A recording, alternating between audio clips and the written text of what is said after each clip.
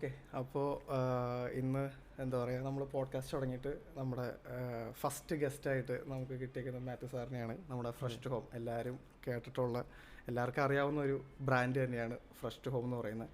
അപ്പോൾ നമ്മൾ ഒരുപാട് നാളായിട്ട് ഞാൻ ഒരുപാട് ഗസ്റ്റുകളെ വിളിക്കുന്നുണ്ട് അല്ലെങ്കിൽ കോണ്ടാക്ട് ചെയ്യുന്നുണ്ട്. നമുക്ക് എല്ലാവരെയും ഈ പറഞ്ഞ പോലെ തന്നെ അവരെ അവൈലബിളായിട്ട് കിട്ടിയില്ല. പക്ഷേ സാറിനെ കോണ്ടാക്ട് ചെയ്തു. അപ്പോൾ തന്നെ സാറ് വരാമെന്ന് പറഞ്ഞു. അത് തന്നെ നമുക്ക് ഭയങ്കര ഒരു സന്തോഷമുള്ള ഒരു കാര്യമായിരുന്നു. എന്താ പറയുക, സാറ് പറഞ്ഞ പാടെ തന്നെ സാറ് വരാമെന്ന് പറഞ്ഞു. അത് നമ്മളെ സംബന്ധിച്ച് ഭയങ്കര ഒരു ഇൻസ്പിറേഷൻ ആയിപ്പോയി. ബേസിക്കലി നമ്മൾ ഫൺ വെഞ്ചർ പോഡ്കാസ്റ്റ് തുടങ്ങുമ്പോൾ തന്നെയാണെങ്കിൽ കൂടി ഞാനും അമലും എപ്പോഴും പറയുന്നൊരു കാര്യം ഉണ്ടായിരുന്നു. അല്ലെങ്കിൽ നമുക്ക് ഇന്ന ആളുകളെ കൊണ്ടുവന്ന് നല്ലതായിരിക്കും, അല്ലെങ്കിൽ ഇന്ന ആളുകൾ വന്ന് നല്ലതായിരിക്കും. അപ്പോൾ ആ ലിസ്റ്റിൽ സാറുണ്ടായിരുന്നു. അപ്പോൾ ആദ്യം നമുക്ക് ചിലപ്പോൾ സാറ് വരില്ലായിരിക്കും, സാറ് തിരക്കല്ലേ, അങ്ങനെയൊക്കെ നമ്മൾ വിചാരിച്ചിരുന്നതാണ്. അതുകൊണ്ടാണ് നമ്മൾ സാറിനെ ആദ്യമേ കോൺടാക്ട് ചെയ്യാണ്ടിരുന്നത്. പക്ഷേ എല്ലാം ഇങ്ങനെ വന്നു അവസാനം സാറിനെ എന്നെ വിളിച്ചു, സാറ് എന്നെ ഫസ്റ്റ് വന്നു. അപ്പോൾ അത് ഭയങ്കര ഒരു സന്തോഷമുള്ളൊരു കാര്യമായി. നിങ്ങൾ വിളിച്ച സമയം എനിക്ക് എൻ്റെ ഒരു യാത്ര കഴിഞ്ഞിട്ട് അടുത്ത യാത്രയ്ക്കുള്ള ഒരു ഇടവേളയാണ്. ഓക്കെ, അതുകൊണ്ടാണ് ഇന്ന് തന്നെ വിളിച്ചത്. അതെ. അപ്പോൾ ദയവായിട്ട് നമുക്ക് അങ്ങനെ ഒരു അനുഗ്രഹം തന്നതാണ്. ഓക്കെ. അപ്പോൾ നമ്മളിപ്പോൾ ഒരുപാട് മാത്യു സാറിനെ പറ്റിയിട്ടാണെങ്കിൽ നമ്മൾ ഒരുപാട് കേട്ടിട്ടുണ്ട്. ഫ്രഷ് ഹോം എന്ന് പറഞ്ഞ ബ്രാൻഡിനെ പറ്റിയിട്ട് നമ്മൾ ഒരുപാട് കേട്ടിട്ടുണ്ട്.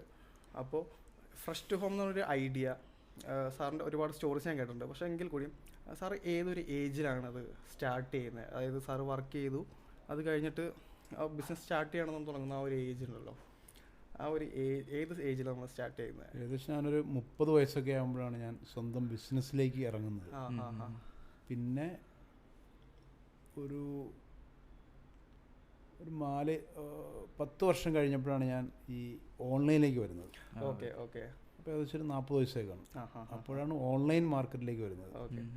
അപ്പോൾ സാറ് ഈ പറയുന്ന പോലെ എനിക്ക് തോന്നുന്നു ഓൺലൈൻ അന്നത്തെ കാലത്ത് ആയി വരുന്നേ ഉള്ളൂ. അപ്പോൾ ആ ഒരു ഐഡിയ സാറിന് എങ്ങനെയാണ് അത് ഒരു ഓൺലൈനായിട്ട് നമുക്ക് സ്റ്റാർട്ട് ചെയ്യാന്നുള്ളൊരു സംഭവം? ഓൺലൈൻ അന്ന് എൻ്റെ മുമ്പിലുണ്ടായിരുന്ന ഏക ഓൺലൈൻ ഫ്ലിപ്കാർട്ടാണ്.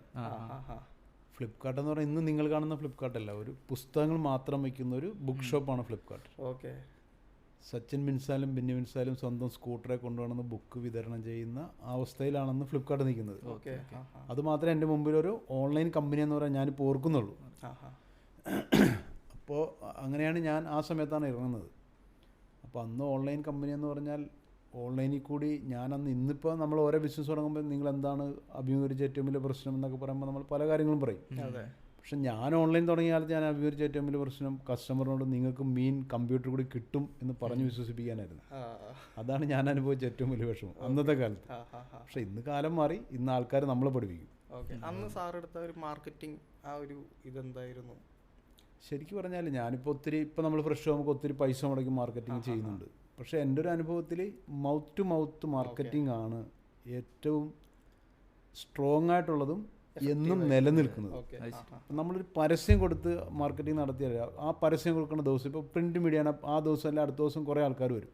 അതിൽ ഒരു പെർട്ടിക്കുലർ ശതമാനം മാത്രമേ പിന്നെയും നമ്മുടെ കൂടെ നിൽക്കുകയുള്ളൂ. ബാക്കി കുറേ പേര് എന്തായാലും കൊഴിഞ്ഞു പോകും. പിന്നെ അവരെ തിരിച്ചു പിടിക്കാനായിട്ട് നമ്മൾ അടുത്ത സ്കീമും കാര്യങ്ങളൊക്കെ അങ്ങനെയാണല്ലോ സാധാരണ കൊണ്ടുപോകണം. പക്ഷെ ഒരു മൗത്ത് ടു മൗത്തിൽ വരുന്ന ആൾക്കാർ അങ്ങനെ വരണമെങ്കിൽ നമ്മുടെ ക്വാളിറ്റി ആയിരിക്കും നമ്പർ 1. ഇപ്പം ഞാൻ സീറ്റ് ഹോം എന്നായിരുന്നു എൻ്റെ ആദ്യത്തെ കമ്പനിയുടെ പേര്. സീറ്റ് ഹോം തുടങ്ങിയ കാലത്ത് ഇതുപോലെ അഡ്വർടൈസ്മെൻറ്റ് ചെയ്യാനൊന്നും പൈസയൊന്നുമില്ല. ഞാൻ ഓൺലൈനിലോ അല്ലെങ്കിൽ ഓഫ്ലൈനിലോ പ്രിൻ്റ് മീഡിയ എങ്ങും പരസ്യം കൊടുത്തിട്ടില്ല.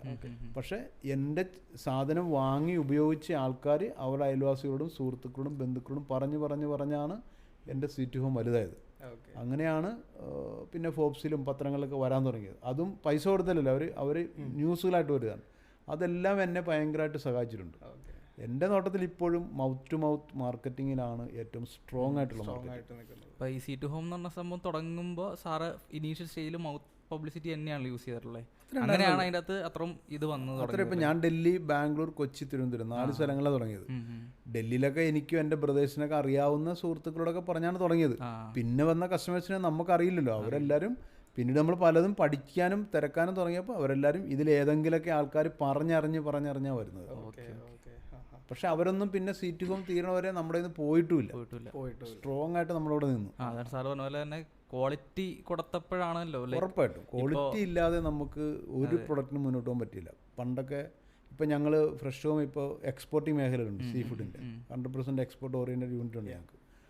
അപ്പോൾ പണ്ടൊക്കെ ഞാൻ കേട്ടു, ഞാൻ സീ ഫുഡ് എക്സ്പോർട്ടിംഗ് മേഖലയിലുള്ള പണ്ടൊക്കെ നമ്മൾ ക്വാളിറ്റിയൊക്കെ മോശമാക്കിയൊക്കെ വിട്ടും പലരെയും അങ്ങനെയൊക്കെ ചെയ്തിട്ടുണ്ട്. പക്ഷേ ഇന്ന് അങ്ങനെയൊന്നും നടക്കുകയില്ല. ഇന്നത്തെ കാലത്ത് ക്വാളിറ്റി മോശമായി പോയാൽ ആ കമ്പനി അതോട് തീർന്നു.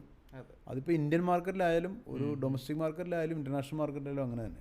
നേരത്തെ നമ്മളിപ്പോൾ ഇങ്ങനെ ബിസിനസ്സിനെ കുറിച്ച് സംസാരിക്കുമ്പോൾ ഏറ്റവും കൂടുതൽ ആൾക്കാർ നമ്മൾ ഉപദേശിക്കാറുള്ളൊരു കാര്യമൊക്കെയാണ് പറഞ്ഞാൽ അതിൻ്റെ അകത്തൊരു എന്താ പറയുക മാന്യത നോക്കിയിട്ട് കാര്യമില്ല, അല്ലെങ്കിൽ സത്യസന്ധത നോക്കിയിട്ട് കാര്യമില്ല, വളരാൻ പറ്റില്ല എന്നൊക്കെ പറയും. പക്ഷേ സാറിനെ പോലെയുള്ള അതൊന്നുമില്ല. അങ്ങനെ പറയുന്നതിനോട് എനിക്കൊട്ടും ചോദിക്കാൻ പറ്റില്ല. കാരണം വെച്ചാൽ ഒരു എത്തിക്സ് വിട്ടൊരു ബിസിനസ്സിന് നമ്മൾ പോകരുത്. എത്തിക്സ് കീപ്പ് ചെയ്താൽ മാത്രമേ നമുക്ക് ആ ബിസിനസ്സിൽ മറ്റവർ പറയുന്ന പോലെ ചെയ്യുവാണെങ്കിൽ ചിലപ്പോൾ 2-3 മാസം അല്ല 2-3 വർഷം നമുക്ക് നല്ല ലാഭം കിട്ടുമായിരിക്കും. പക്ഷേ കമ്പനിയുടെ നിലനിൽപ്പ് പക്ഷേ ഇന്നലെ നാളെങ്കിൽ അപകടത്തിലാവും. അതാണ് സാറിനെ പോലുള്ളവർ നമ്മളെ ഇൻസ്പയർ ചെയ്യണം. അങ്ങനെയാണ്. കാരണം ഞങ്ങളെപ്പോലുള്ള യൂത്തുകൾ ഒരുപാട് പേര് ഇങ്ങനെ വിശ്വസിച്ചു നിൽക്കുന്നുണ്ട്. കുറേ ഇങ്ങനത്തെ പബ്ലിസിറ്റികൾ വരുന്നുണ്ട്. ലൈക്ക് ഓക്കെ ബിസിനസ് വളരണമെങ്കിൽ നമ്മൾ അങ്ങനെയുള്ള ഇതൊന്നും നോക്കിയിട്ട് കാര്യമില്ല എന്നുള്ള സാധനം. അപ്പോൾ അത് പലരും എനിക്കറിയാവുന്നവരാണെങ്കിലും പറഞ്ഞ് കേട്ടിട്ടൊക്കെ ഉണ്ട്. അപ്പോൾ സാറിനെ പോലുള്ളവർ വരുമ്പോഴാണ് ഓക്കെ ഇത് എത്തിക്സ് വെച്ചിട്ട് നമ്മൾ ചെയ്യുമ്പോഴാണ് അതിൻ്റെ ഏറ്റവും അത് അങ്ങനെ പറയുന്നതിൻ്റെ ഒരു അടിസ്ഥാന കാരണം എന്ന് പറയാം, ഒരു പ്രൊഫഷണലിസമായിട്ടല്ല ഒരു ബിസിനസ് ചെയ്യുന്നത്. ഒരു പ്രൊഫഷണലിസം കൊണ്ടുവരുവാണെങ്കിൽ എത്തിക്സിനെ നമ്മുടെ പ്രൊഫഷണലിസിനകത്ത് ഉണ്ടാവും. മീൻസ് ഇപ്പോൾ ഞങ്ങളുടെ തന്നെ ക്വാളിറ്റി എന്ന് പറഞ്ഞാൽ ഒരറ്റം മുതൽ അറ്റം വരെ എത്ര ക്വാളിറ്റി ചെക്ക് ഉണ്ടെന്നൊക്കെ ഞങ്ങൾ ഓൾറെഡി ഡിസൈൻ ചെയ്ത് വെച്ചിട്ടുണ്ട്. അത്രയും ചെക്ക് പോയിന്റുകളിലൂടെ പാസ്സായി വന്നാലേ അതൊരു കസ്റ്റമറുടെ കയ്യിൽ എത്തുള്ളൂ. അത്രയും ചെയ്തിട്ടും ഞങ്ങൾക്ക് അബദ്ധം പറ്റുന്നില്ലെന്ന് വെച്ചുകൊണ്ട് മനസ്സിലായി. അത് ചിലപ്പോൾ പാക്ക് ചെയ്ത് കഴിഞ്ഞിട്ട് പറ്റുന്ന എന്തെങ്കിലും അബദ്ധങ്ങളാവാം, അല്ലെങ്കിൽ ഞങ്ങൾ ഡെലിവറി ടൈമിലുണ്ടാകുന്ന അബദ്ധങ്ങളാവാം. അങ്ങനെ ഒത്തിരി പ്രശ്നങ്ങൾ എന്നാലും വരുന്നുണ്ട്. പക്ഷേ നമ്മൾ എത്തിക്സ് വിടാതെ നമ്മൾ ചെയ്താലേ നമുക്ക് മുന്നോട്ട് പോകാൻ പറ്റുള്ളൂ. ഇപ്പം ഞങ്ങൾ തുടങ്ങിയപ്പോൾ ഞങ്ങൾ ഓർത്തിരുന്നത് 1000-ന് 100-ന് 10 കംപ്ലൈൻറ്റ് വരും, ഇത് പച്ച മീനും മീറ്റുമല്ല. അതായിരുന്നു എൻ്റെ കണക്കൂട്ടൽ. അതൊക്കെ മുന്നിൽ കണ്ടിട്ട് അതെ ഒരു 100 ഓർഡർ കൊടുത്താൽ ഒരു 10 ഓർഡറിന് കംപ്ലൈൻറ്റ് വരാൻ സാധ്യതയുണ്ട്. കാരണം ഞാൻ കൊച്ചിയിൽ നിന്ന് ഡൽഹിയിലേക്കും ബാംഗ്ലൂർക്കൊക്കെ വിടുന്നതാണ്, തിരുവനന്തപുരത്തിനൊക്കെ വിടുന്നത്. അപ്പോൾ എന്തായാലും കംപ്ലൈൻറ്റ് വരാൻ സാധ്യത ഉണ്ടാവും എന്ന് കണക്കൂട്ടിയിട്ടാണ് നമ്മൾ തുടങ്ങിയത്. പക്ഷേ ഇപ്പം ഞങ്ങൾ 1 സെക്കൻഡിൽ 1 ഓർഡർ വെച്ച് ഫ്രഷും ചെയ്യുന്നുണ്ട്. ഞങ്ങൾക്കിപ്പോൾ 1000 ഓർഡറിന് അങ്ങേയറ്റം 3 കംപ്ലൈൻറ്റേ വരുന്നുള്ളൂ. മനസ്സിലായി. അപ്പോൾ അത്രയും ഓർഡർ കൂടിയപ്പോഴും നമ്മൾ ആ ചെക്കിംഗ് പോയിന്റുകളും ക്വാളിറ്റിക്കുള്ളതും അതേപോലെ മെയിൻറ്റെയിൻ ചെയ്യുന്നതുകൊണ്ട്, അല്ല അതിനേക്കാൾ കൂടുതൽ മെയിൻറ്റെയിൻ ചെയ്യുന്നതുകൊണ്ടാണ് അങ്ങനെ നിന്ന് പോകാൻ പറ്റുന്നത്. ഇപ്പം അതൊക്കെ കേൾക്കുമ്പോൾ ഇപ്പോൾ സാറിനെ കുറിച്ച് വായിക്കുമ്പോഴാണെങ്കിലും ഒക്കെ ഞങ്ങളെല്ലാവരും ഫിലിം മേക്കിംഗ് ഭ്രാന്തുള്ള ആൾക്കാരാണ്. ഞങ്ങളുടെ അൾട്ടിമേറ്റ് എയിം ഈ പറഞ്ഞ പോലെ ഞങ്ങളുടെ പാഷൻ എന്ന് പറഞ്ഞ സിനിമയാണ് ശരിക്കും പറഞ്ഞാൽ. അപ്പോൾ സാറിൻ്റെ ഈ കഥകളും കാര്യങ്ങളൊക്കെ കേൾക്കുമ്പോൾ ഞങ്ങൾക്ക് കണക്ട് ആവുന്ന പാഷൻ എന്ന് പറഞ്ഞൊരു വേർഡാണ്. സാർ ഈ ബിസിനസ്സിലേക്ക് ഇറങ്ങിയതും ഈ ഫിഷിൻ്റെ കാര്യങ്ങൾ ഇത്രയും ഫ്രഷ് ആയിട്ട് കൊടുക്കുക എന്നുള്ള ഐഡിയ ഒക്കെ വരുന്നത് സാറിൻ്റെ ഏറ്റവും ബേസിക്കലി അതിനോടുള്ള പാഷൻ ആണെന്നുള്ള സംഭവം. സാറ് പറഞ്ഞ പോലെ ഈ എത്തിക്സ് കാര്യങ്ങളൊക്കെ ഇത്രയും വളർന്നിട്ടും അതൊക്കെ മെയിൻറ്റെയിൻ ചെയ്യാൻ പറ്റുന്നത് ആ പാഷൻ കൊണ്ടാണെന്ന് തോന്നിയത്. നിങ്ങൾ പലരും ഇല്ലേ ഒരു വരുമാനം ഇല്ലാതെ പല മാസങ്ങൾ കടന്നുപോയി കാണും. അതെ, എന്തുകൊണ്ടാണ് എന്നിട്ട് നിങ്ങളോട് നിൽക്കുന്നത്? പാഷൻ, നിങ്ങളുടെ പാഷൻ ഉണ്ട്. അതെ, അതല്ലെങ്കിൽ നിങ്ങൾ വേറെ ആരെങ്കിലും പറഞ്ഞിട്ട് ഇതിനകത്ത് വന്നായിരുന്നെങ്കിൽ നിങ്ങൾ 1-2 മാസം വരുവാനായാലും ഇത് വിട്ടിട്ട് അടുത്തിന് പോകും. അതാണ് ആ പാഷനും തമ്മിലുള്ള വ്യത്യാസം. ഇപ്പം ഞാൻ മീനെ എനിക്കിഷ്ടമില്ല, മീനിൻ്റെ ബിസിനസ് ചെയ്യാൻ താല്പര്യമില്ല, അല്ലെങ്കിൽ വലിയൊരു ബിസിനസ്സുകാരനൊന്നും ആഗ്രഹമില്ലാത്ത ഒരു സാധനത്തിലേക്കാണ് ഞാൻ ഇറങ്ങുന്നതെങ്കിൽ ഞാൻ നേരിട്ടിട്ടുള്ള ഒരു 1000 തടസ്സങ്ങളുണ്ട്, 1000-ൽ കൂടുതൽ. ആ തടസ്സങ്ങളിൽ എവിടെയെങ്കിലും വെച്ച് ഞാൻ ഇതിട്ടിട്ട് പോയേനെ ഉറപ്പായിട്ടും. അപ്പോൾ അതുകൊണ്ട് ഒരിക്കലും നമ്മൾ മറ്റുള്ളവർ കാണിക്കുന്ന കണ്ടോ അല്ലെങ്കിൽ മറ്റുള്ളവർ ചെയ്യുന്ന കണ്ടോ മറ്റുള്ളവർ പറയുന്ന കേട്ടോ ഒന്നും നമ്മൾ ഇറങ്ങരുത്. നമ്മുടെ പാഷന് വേണ്ടി പോയാലുള്ള ഗുണം എത്രയെല്ലാം നമ്മൾ സഹിച്ചാലും ഒന്ന് നമ്മളവിടെ പിടിച്ച് നിൽക്കും. കാരണം നമ്മൾ നമ്മുടെ ഇഷ്ടത്തിൻ്റെ പിന്നാലെ പോകുന്നത്. 2 ഇന്നല്ലെങ്കിൽ നാളെ അത് വേറൊരു തീരത്തിലെത്തും എന്ന കാര്യത്തിൽ ഒരു സംശയമില്ല. ആണ് നമുക്കും കണക്ട് ചെയ്ത് സാറിനെ ഏറ്റവും കൂടുതൽ ഇൻസ്പയർ ചെയ്തിട്ടുള്ള കാര്യം അതാണ്. ഇത്രയും ഇപ്പോൾ ഈ പറഞ്ഞ പോലെ മീൻ കച്ചവടം എന്ന് പറയുന്ന സംഭവം നമ്മൾ ഇപ്പോൾ എൻ്റെ വീട്ടിലൊക്കെ ഞാൻ പറയാറുണ്ട് നല്ലൊരു കച്ചവടമാണ്, ഒരുപാട് നല്ല രീതിയിൽ കൊണ്ടുപോകാൻ പറ്റുന്നൊരു സംഭവം എന്ന് പറയുമ്പോൾ അവരാണെങ്കിലും അല്ലെങ്കിൽ ഫ്രണ്ട്സ് ആണെങ്കിലും പറയും മീൻ കച്ചവടം എന്നുള്ള സംഭവം പറയും. സാറിനെ പോലുള്ളവർ അതിനെ വേറൊരു ലെവലിലേക്കാണ് എത്തിച്ചിട്ട് ഒരു ഗ്ലാമർ ഇല്ലാത്ത നമുക്ക് മെയിൻ ആയിട്ടെന്ന് വെച്ചാൽ നമ്മളിപ്പോൾ മീഡിയയിൽ അല്ലെങ്കിൽ നമ്മൾ സിനിമയൊക്കെ ആയിട്ട് നിൽക്കുമ്പോൾ നമുക്ക് ഒരു ടൈം കഴിയുമ്പോൾ നമുക്ക് വരുമാനം എന്ന് പറഞ്ഞ സാധനം ഇല്ലാണ്ടാവും. അപ്പോൾ ആ സമയത്ത് നമ്മൾ ചെറിയ ജോബ് എന്താണെന്ന് നോക്കുമ്പോൾ നമ്മളപ്പോൾ ഇങ്ങനത്തെ ചെറിയ ചെറിയ എന്തെങ്കിലും കാര്യങ്ങളൊക്കെ ആയിട്ട് നമ്മളെ ഫ്രണ്ട്സിൻ്റെ അടുത്തായിട്ടോ അങ്ങനെ പറയുമ്പോൾ എല്ലാവരും പറയുന്നത് എടാ അതൊക്കെ ചെയ്യണോ, നിനക്ക് അങ്ങനെ റോഡിൽ പോയി നിൽക്കാൻ പറ്റുമോ അല്ലെങ്കിൽ വീടുകളിൽ കയറി ഇറങ്ങാൻ പറ്റുമോ എന്നൊക്കെ പലരും ചോദിച്ചിട്ടുമുണ്ട്. നമ്മൾ ഇങ്ങനത്തെ ചെറിയ ബിസിനസ്സുകളൊക്കെ നമുക്ക് മടിയില്ലായിരുന്നു. പക്ഷേ ഈ പറയുന്ന ഈ നമ്മുടെ കൂടെയുള്ളവരിങ്ങനെ പറയുമ്പോൾ നമുക്ക് തന്നെ ശരിയാണോ ചെയ്ത ഇതാവോ നമ്മളങ്ങനെ ഒരു ഇപ്പം നിങ്ങൾ പറയണത് എന്താണെന്നറിയോ, അതൊരു മലയാളിയുടെ മനസ്സാണ്. അതായത് നമ്മളെപ്പോഴും ഇല്ലേ നമ്മുടെ കൂടുതൽ ആൾക്കാരും മറ്റുള്ളവർ എന്ത് പറയുന്നു എന്നതിനനുസരിച്ച് തീരുമാനമെടുക്കുന്ന ഒരു വലിയ സമൂഹമാണ് കേരളത്തിൽ. മറ്റുള്ളവർ എന്ത് വിചാരിക്കും, അവരെന്ത് പറയും, അവരങ്ങനെ പറയില്ലേ, നമ്മൾ അവരുടെ മുമ്പിൽ നാണം കേടാകില്ലേ എന്നൊക്കെ ചിന്തിക്കുന്ന ഒരു സമൂഹം ഇപ്പോഴും മലയാളത്തിൽ വളരെ അധികം ശതമാനം ആൾക്കാരുണ്ട്. അതൊക്കെ നമ്മുടെ മനസ്സിനകത്ത് കളയണം. നമ്മൾ അവരെന്തെങ്കിലും ഈ ചില ആൾക്കാരല്ലേ അല്ലെ ബിസിനസ് തുടങ്ങിക്കഴിഞ്ഞാൽ ഒരു നഷ്ടത്തിലാണ്, ഒരു നിവർത്തിയില്ലെങ്കിൽ അവരത് പൂട്ടിയല്ല, അത് കൊണ്ടു നടക്കും.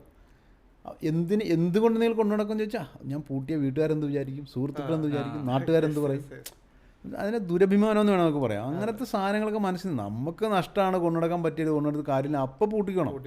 അതിന് വേറെ ആരും നിങ്ങൾ നോക്കണം. നിങ്ങൾ റിലയൻസ് നോക്കിയാൽ മതി. റിലയൻസ് എത്രയോ പമ്പ് തുടങ്ങിയിട്ട് എത്രയോ പമ്പ് പൂട്ടി. അല്ലാണ്ട് അങ്ങനത്തെ ദുരഭിമാനം നമ്മുടെ മനസ്സിൽ വയ്ക്കുന്നതുകൊണ്ടാണ് നമ്മളിങ്ങനെ അവരെന്ത് പറയും, നാട്ടുകാരെന്ത് വിചാരിക്കും എന്നൊക്കെ ഓർത്ത് നമ്മളിങ്ങനെ കൊണ്ടു നടക്കുവാണ്. അതൊരു ബിസിനസ് തുടങ്ങുന്ന കാര്യത്തിലായാലും. ഇപ്പോൾ മീൻ കച്ചവടം നിങ്ങൾ തുടങ്ങണമെന്നല്ല ഞാൻ പറയണത്. ഇപ്പോൾ മീൻ കച്ചവടം, ഇപ്പം ഞാൻ മീൻ കച്ചവടം തുടങ്ങിയ സമയത്ത് ഞാൻ കല്യാണം കഴിച്ചതുകൊണ്ടാണ്, അല്ലെങ്കിൽ എനിക്ക് പെണ്ണ് പോലും കിട്ടിയത്. മനസ്സിലായി, അതായിരുന്നു മീൻ കച്ചവടത്തിൻ്റെ ഒരു സ്റ്റാറ്റസ് എന്ന് പറയുന്നത്. പക്ഷേ ഒരു കാര്യം മനസ്സിലായില്ലേ, മീൻ കച്ചവടം ചെയ്താലും ഇങ്ങനെയൊക്കെ ആകാമെങ്കിൽ നമ്മുടെ എന്തും ചെയ്തിലും വലുതാകുന്നത് ഒരു സംശയമില്ല. അതിനുള്ള എല്ലാ സാഹചര്യം ഇന്ന് ലോകത്തുണ്ട്, നമ്മളത് മുതലെടുക്കണമെന്ന് മാത്രമേ ഉള്ളൂ. സാറ് പറഞ്ഞിട്ടുള്ള പോലെ എന്ത് നമ്മുടെ ആഗ്രഹം എന്താണെങ്കിലും അതിൽ ഈ പറഞ്ഞ പോലെ ഓപ്പർച്യൂണിറ്റീസ് ഉണ്ട്. അത് വെച്ച് നമുക്ക് ഉറപ്പായിട്ട് അത് ബിൽഡ് ചെയ്ത് കൊണ്ടുവരാൻ പറ്റുമെന്ന് പറയുന്ന ഒരു സംഭവം സാർ പറയാം. ഉറപ്പായിട്ടും നമ്മുടെ മാതാപിതാക്കളൊക്കെ പണ്ട് എപ്പോഴും പറയില്ല, എന്നോട് പറഞ്ഞ ഡോക്ടറാണോ, എഞ്ചിനീയറാണോ, CA-കാരനാണോ, വക്കീലാണോ, ഇതിന് 3-4 കഴിഞ്ഞാൽ പിന്നെ അപ്പുറത്ത് വേറൊരു ഓപ്ഷൻ ഇല്ല അവരുടെ മുമ്പിൽ. അത് മാതാപിതാക്കൾ കുറ്റമേറെ കാര്യമില്ല, അവരുടെ മുന്നിലുള്ള ഓപ്ഷൻ അത്രേ ഉണ്ടായിരുന്നുള്ളൂ. ഇന്ന് അതല്ല, നിങ്ങൾ കബഡി കളിച്ചാലും നിങ്ങൾക്ക് ജീവിക്കാൻ പറ്റില്ല, നിങ്ങൾ ഫുട്ബോൾ കളിച്ചാലും നിങ്ങൾക്ക് ജീവിക്കാം, കബഡി കളിച്ചാലും ജീവിക്കാം, ഫുട്ബോൾ കളിച്ചാലും ജീവിക്കാം, ക്രിക്കറ്റ് കളിച്ചാലും, ഡാൻസ് കളിച്ചാലും ജീവിക്കാം, പടം വരച്ചാലും ജീവിക്കാം, അല്ലേ, ക്യാമറ പിടിച്ചാലും ജീവിക്കാം. ഒന്നുമില്ലെങ്കിൽ ബിസിനസ്സുകാർക്ക് ക്ലാസ് എടുത്തും ജീവിക്കാം. ഇല്ല, എന്തോരം ആൾക്കാർ ജീവിക്കുന്നുണ്ട്. ഇപ്പോൾ ഞാനാണെങ്കിൽ കൂടി ഇപ്പോൾ സാറിൻ്റെ ഈ അടുത്ത് നമ്മളെല്ലാവരും കേട്ടൊരു സംഭവമാണ് മറ്റേ തീപ്പെട്ടിക്കഥ. അത് നമ്മൾ ഭയങ്കരമായിട്ട് കേട്ട് നമ്മളിവിടെ എല്ലാവരും നമ്മൾ ഭയങ്കരമായിട്ട് ചർച്ച ചെയ്തൊരു സംഭവം കൂടിയാണ്. അപ്പോൾ ഇപ്പോൾ എനിക്കാണെങ്കിലും എൻ്റെ കൂട്ടത്തിലുള്ള ബിസിനസ് ചെയ്യുന്ന, അതായത് നമ്മളൊക്കെ സ്റ്റാർട്ട് ചെയ്ത് വന്നിട്ടേ ഉള്ളൂ. അപ്പോൾ നമ്മൾ ഈ പറയുന്ന ഒരുപാട് സ്ട്രഗിൾസ് ഭയങ്കരമായിട്ട് ഫേസ് ചെയ്യുന്ന, അപ്പോൾ പല സമയത്തും ഇതുപോലത്തുള്ള ബുദ്ധിമുട്ടുകൾ വരുമ്പോൾ നിർത്തിയാലോ, എന്നിട്ട് വേറെ ജോബ് തന്നെ നോക്കാം, ആ ഒരു ഇതിലേക്ക് വരുമ്പോഴൊക്കെ ആയിരിക്കും സാറിൻ്റെ ഇങ്ങനത്തെ സ്റ്റോറീസൊക്കെ നമ്മൾ കേൾക്കുന്നത്. അപ്പോൾ ഈ തീപ്പെട്ടിക്കഥ ശരിക്കും പറഞ്ഞു കഴിഞ്ഞാൽ എന്നെ സംബന്ധിച്ച് എനിക്ക് ഭയങ്കര ഇൻസ്പിറേഷൻ കിട്ടിയൊരു സാധനമാണ്. ഞാൻ സാറ് അങ്ങനെ പറഞ്ഞപ്പോൾ പെട്ടെന്ന് എൻ്റെ മനസ്സിലേക്ക് വന്നത്, ഓക്കെ, ഇത്രയും വലിയൊരു മാർക്കറ്റ് ഇന്ത്യയിൽ ഉണ്ടായിട്ട് കൂടി നമുക്ക് അതിൻ്റെ ഒരു ചെറിയൊരു പെർസെൻറ്റേജെങ്കിലും നമുക്ക് അഡ്വർടൈസിങ് എന്നൊരു സംഭവത്തിലേക്ക് നമുക്ക് ഇറക്കി കഴിഞ്ഞാൽ നമുക്ക് കൊണ്ടുവരാം. ആ ഒരു ഇതിനകത്ത് പിന്നെ എനിക്കത് ഭയങ്കരമായിട്ടൊരു ഇൻസ്പിറേഷൻ കിട്ടി. അതുപോലെ തന്നെ നമ്മുടെ ഇവിടെയുള്ള എല്ലാവർക്കും അതൊരു ഇൻസ്പിറേഷൻ കിട്ടിയൊരു സംഭവമാണ്. എല്ലാത്തിലും ഉണ്ട്, എല്ലാ കാര്യത്തിലും നമ്മൾ നമ്മുടെ മാർക്കറ്റിനെ അറിയുന്നില്ല, അതാണ് നമ്മുടെ പ്രശ്നം. നമ്മുടെ മാർക്കറ്റ് ചെറിയ മാർക്കറ്റൊന്നും അല്ലെന്നേ ഇത്. ഈ മാർക്കറ്റ് പിടിക്കുകയാണ് ഈ സായിപ്പന്മാരൊക്കെ മുഴുവൻ കാശ് മുടക്കി നടക്കുന്നത്. നമ്മൾ ഇതിനകത്ത് നിന്നിട്ട് ഇതൊന്നും നമ്മൾ ചെയ്യാതെ നമ്മളുടെ ഒരു പ്രശ്നം, ഞാൻ പറഞ്ഞില്ല, നമ്മുടെ മനസ്സിൽ അടിസ്ഥാനപരമായ കുറേ സാധനങ്ങൾ ഇരിപ്പുണ്ട്, ഇത് മാത്രമേ ചെയ്താൽ വിജയിക്കൂ എന്ന ധാരണയിൽ നമ്മൾ അതിന് പോവുകയാണ്.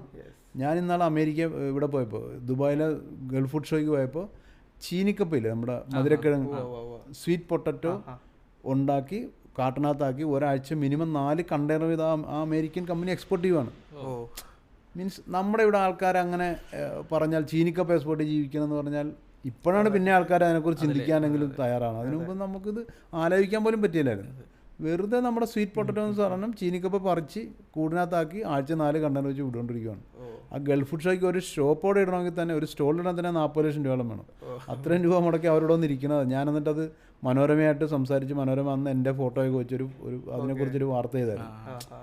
അതുപോലെ അതിനേക്കാൾ വലിയ ചാൻസുകൾ നമ്മുടെ ഇവിടെ ഉണ്ടെന്ന് നമ്മളത് ഉപയോഗിക്കുന്നില്ല, നമുക്കതൊന്നും നമ്മൾ കാണുന്നില്ല. നമ്മുടെ മനസ്സിൽ എപ്പോഴും കുറേ സാധനങ്ങളുണ്ട്, അതിന് മാത്രമേ ചാൻസ് ഉള്ളൂ, അത് ചെയ്താലേ രക്ഷപ്പെടൂ എന്ന ഒരു മുൻധാരണയുണ്ട് നമുക്കല്ല. ആ ധാരണകളൊക്കെ നമ്മൾ പൊളിച്ചതിൻ്റെ കാലം കഴിഞ്ഞു. അപ്പോൾ അതിനകത്ത് എനിക്ക് തോന്നിയിട്ടുള്ള കാര്യം, ഇപ്പോൾ കൂടുതലും നമ്മുടെ നാട്ടിലുള്ള കുട്ടികളെല്ലാവരും പുറത്തേക്ക് പഠിക്കാൻ പോവുകയാണ്. എല്ലാവർക്കും ഇവിടെ ഒരു റിസ്ക് എടുക്കാനോ അല്ലെങ്കിൽ കേരളത്തിൽ അല്ലെങ്കിൽ ഇന്ത്യയിൽ നിന്നൊരു ബിസിനസ് ചെയ്യാനായിട്ടുള്ളൊരു ഇതിനോട് കൂടുതൽ കുട്ടികളും താല്പര്യം കാണിക്കുന്നില്ല. എല്ലാവർക്കും പുറത്ത് പോവുക, സെറ്റിൽ ആവുക, അവിടെ ഒന്ന് ലൈഫ് ഇതാക്കാന്നുള്ളൊരു ഇതാണ്. അപ്പം അത് ശരിക്കും പറഞ്ഞു കഴിഞ്ഞാൽ ഇപ്പോൾ പറയുന്ന നമ്മുടെ ഇവിടുത്തെ ഒരു മെൻറ്റാലിറ്റിയാണോ, അല്ലെങ്കിൽ കുട്ടികളുടെ മെൻറ്റാലിറ്റിയാണോ, അല്ലെങ്കിൽ നമ്മുടെ ഇവിടുത്തെ ഒരു ഇതാണ്? സാറിന് എന്താണ് അതിൻ്റെ ഒരു? നമ്മുടെ ഒരു സാമൂഹ്യ ചുറ്റുപാട് ഉണ്ടാക്കി വെച്ചിരിക്കുന്ന ഒരു ചുറ്റുപാടുണ്ട് നമ്മുടെ ഇവിടെ. ഞാനിപ്പോൾ ആരും കുറ്റം പറയില്ല. നമ്മുടെ ഇവിടെ വൈകുന്നേരം ഒരു പയ്യൻ ബാറിൽ പോയാൽ എന്തായിരിക്കും ഇവിടെ പറയണത്? നീ പോയി രാമതവഞ്ചല്ല, അല്ല നീ പോയി കൊന്തയല്ല എന്ന് പറയും. ഇവിടെ നീ പഠിക്കാൻ പോണ പിള്ളേരൊക്കെ വൈകുന്നേരം അവിടെ നിന്ന് രാമതവഞ്ചയിലുമാണോ അതോ കൊന്തയിലുമാണോ? അവരൊക്കെ ബാറിലും പോകുന്നുണ്ട്. അതൊന്നും ഒരു തെറ്റല്ലെന്നേ, അത് സാമൂഹിക ജീവിതത്തിന്റെ ഭാഗങ്ങളാണ്. ഇന്നത്തെ കാലത്ത് അങ്ങനത്തെ മാറ്റങ്ങളൊക്കെ നമ്മൾ ഉൾക്കൊള്ളണം. അല്ലാതെ നമ്മൾ പണ്ട് പഠിച്ചു വെച്ചിരിക്കുന്നതാണ് ലോകാവസാനം വരെ ശരി എന്ന് നമ്മൾ ധരിക്കരുത്. ഏതെങ്കിലുമൊക്കെ നമ്മൾ പൊളിച്ചെഴുതണം. അങ്ങനെ പൊളിച്ചെഴുതാൻ തയ്യാറായില്ലെങ്കിൽ നമ്മളിപ്പോഴും പണ്ടത്തത് വെച്ചോണ്ടിരിക്കും, ഇല്ലേ? നമ്മുടെ നാട്ടിൽ പണ്ട്, ഞാൻ രാഷ്ട്രീയം പറയല്ലോ, പണ്ട് കമ്പ്യൂട്ടർ ഒന്ന് സമരം ചെയ്ത ആൾക്കാരെ നമ്മൾ, അവർക്ക് പോലും ഇപ്പോൾ മനസ്സിലായി അത് തെറ്റായിരുന്നു എന്നല്ലേ. അവർ സമ്മതിക്കുന്നില്ല ഉണ്ടെന്ന് എനിക്കറിയില്ല, പക്ഷെ എന്നാലും അവർക്ക് പോലും മനസ്സിലായി അവരിപ്പോൾ കമ്പ്യൂട്ടർ ഉപയോഗിക്കുന്നില്ലേ. അപ്പോൾ കാലത്തിനനുസരിച്ച് മാറാതെ നമ്മൾ പണ്ട് പറഞ്ഞിരുന്നത് തന്നെയാണ് ശരി എന്ന് പറയുമ്പോൾ കാലത്തെ എന്നും കണ്ടുകൊണ്ടിരിക്കുന്നതാണ് യുവത്വം. അവർക്ക് മനസ്സിലായി ഇവിടെ നിന്നാൽ ഇങ്ങനെയാണ്, ഇവിടെ ഞാൻ പോയാൽ വൈകുന്നേരം ഒരു സിനിമയ്ക്ക് പോയപ്പോൾ ഇവിടെ എത്ര പേരോട് പറയണം, ഇല്ലേ? എത്രയോ ആൾക്കാരോട് പറഞ്ഞാലാണ് നമുക്ക് സിനിമയ്ക്ക് പോകാൻ പറ്റുന്നത്. ഇത് അതിൻ്റെ ഒന്നും ഒരു കാര്യമില്ലാത്തൊരു ജീവിതം എനിക്കുണ്ടെങ്കിൽ സ്വാഭാവികമായിട്ടും യുവത്വം അതിനോട് ആകർഷിക്കപ്പെടും. പിന്നെ അത് അങ്ങനെ അവർക്ക് പോയാൽ സാമ്പത്തിക ഭദ്രത കിട്ടും. മാതാപിതാക്കൾക്ക് നല്ലതാണ്. അവരും നോക്കുമ്പോൾ എൻ്റെ മകനൊരു സേഫ് സോണിലെത്തും. നമ്മുടെ മാതാപിതാക്കൾ മക്കളോട് സ്നേഹമുള്ളതുകൊണ്ടായിരിക്കാം അവർക്ക് എപ്പോഴും ഒരു സേഫ് സോണിൽ നിർത്താൻ അവർക്ക് ഇഷ്ടം. ആ സേഫ് സോണിൽ നിർത്താൻ പറ്റുന്നൊരിടം എന്ന രീതിയിലാണ് അവർ പോകുന്നത്. കുട്ടികൾക്ക് വീണ്ടും വീണ്ടും കുട്ടികൾ പോകുന്നത് അവിടുത്തെ ജീവിത സാഹചര്യങ്ങളൊക്കെ ആയിട്ട് അവർ ഇണങ്ങിക്കഴിഞ്ഞാൽ ചിലപ്പോൾ അവർക്ക് പിന്നെ തിരിച്ചു വരാൻ പോലും തോന്നാണ്ട് വരും. അതുകൊണ്ടാണ് നമ്മുടെ നാടൊരു വൃദ്ധന്മാരുടെ രാജ്യമായി മാറിക്കൊണ്ടിരിക്കുന്നത്. അതിപ്പോൾ ഈ പറയുന്ന പോലെ തന്നെ ഇപ്പോഴത്തെ കാലഘട്ടം അല്ലെങ്കിൽ ഇപ്പോഴത്തെ ജനറേഷൻ എല്ലാവരും ഇപ്പം അങ്ങനെ ആയി തുടങ്ങി. ഇപ്പം എനിക്ക് തോന്നുന്നു നമ്മുടെ ഒരു 30 വയസ്സ് കഴിഞ്ഞിട്ടുള്ള ആൾക്കാർക്കാണെങ്കിൽ കൂടിയും അവരെയും ഈ പറയുന്ന പോലെ ഒരു കാറ്റഗറി ആയിട്ട് കാണുന്നത്, അതായത് പ്രായമായ ആൾക്കാരെ പോലെയാണ് കാണുന്നത്. അതിപ്പോൾ ഈ പറയുന്ന പോലെ നമ്മൾ യൂത്തിൽ ഇരുന്ന് പറയുകയാണെങ്കിൽ ഈ പറയുന്ന പോലെ എന്തോ അതിനൊരു അമ്മാവൻ വൈബ് എന്നൊക്കെ പറയും. എനിക്കിപ്പോൾ 57 വയസ്സായി. ഞാൻ എൻ്റെ ചാച്ചൻ 57 വയസ്സായപ്പോൾ ഞാൻ ഓർത്തിരുന്നേ ചാച്ചൻ വയസ്സായെന്നാണ് എൻ്റെ മനസ്സിൽ തരുന്നത്. ഇപ്പോഴെനിക്ക് 57 എന്നൊരു വയസ്സേ അല്ല. മനസ്സിലായി അന്ന് പറഞ്ഞവർ അതൊക്കെ നമ്മുടെ പഴയ മുൻധാരണകൾ ഇങ്ങനെ മനസ്സിൽ കിടക്കുവാണ്. അത് അപ്പോൾ എൻ്റെ ധാരണ ശരിയല്ലായിരുന്നു എന്ന് എനിക്ക് ഇപ്പോഴാണ് ബോധ്യപ്പെടുന്നത്. അങ്ങനെ നമുക്ക് പല ബോധ്യങ്ങളും എപ്പോൾ നമുക്ക് നേരത്തെ ഉണ്ടാവുന്നോ അത്രയും നമുക്ക് മുന്നോട്ട് പോകാൻ പറ്റും. അത് കുറേ നാൾ കഴിഞ്ഞിട്ട് ആ ബോധ്യം ഉണ്ടായിട്ട് കാര്യമില്ല. നമ്മൾക്ക് എപ്പോഴോ അഡ്വാൻസ് ആയിട്ട് ആർക്കെങ്കിലും ആ ബോധ്യത്തെ മുൻകൂട്ടി കാണാൻ പറ്റുമെന്നുണ്ടെങ്കിൽ അവൻ വിജയിക്കും. ഇപ്പോൾ ഫ്രഷ് ടു ഹോം എന്തുകൊണ്ട് വലുതായി എന്ന് ചോദിച്ചാൽ ആരും ഓൺലൈനിൽ മീൻ വിൽക്കാതിരുന്നൊരു കാലത്ത് മീൻ വിൽക്കാൻ ഓൺലൈനിൽ കൂടി കൊണ്ടുവന്നു എന്നതുകൊണ്ടാണ് നമ്മൾ വലുതായത്. അല്ല ഒരു 1000 പേര് വന്നു കഴിഞ്ഞിട്ട് ഞാൻ വന്നിരുന്ന ഒരു പക്ഷേ ആരും നമ്മൾ മൈൻഡ് ചെയ്യലായിരുന്നു. നിങ്ങൾ പോലും ചിലപ്പോൾ എന്നെ വിളിച്ചെന്ന് വരികയില്ല.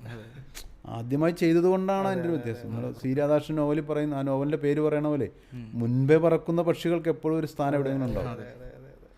അപ്പോൾ അതാണ് എന്നെ സംബന്ധിച്ച് എനിക്ക് തോന്നുന്നു. ഞാൻ ഈ ബിസിനസ് ലോകത്ത് അല്ലെങ്കിൽ ഈ സമൂഹത്തോടെ ചെയ്ത ഒരു എന്താണ് നിൻ്റെ വിജയമെന്ന് ചോദിച്ചാൽ ആർക്കും വേണ്ടാതിരുന്ന ഒരു വലിയ മാർക്കറ്റിനെ ഒരു ഡിജിറ്റലൈസ് ചെയ്യാൻ എനിക്ക് പറ്റി എന്നതാണ് എൻ്റെ വിജയം എന്നാണ് എൻ്റെ ഒരു പ്രതീക്ഷ കേട്ടോ, എൻ്റെ ഒരു തോന്നൽ.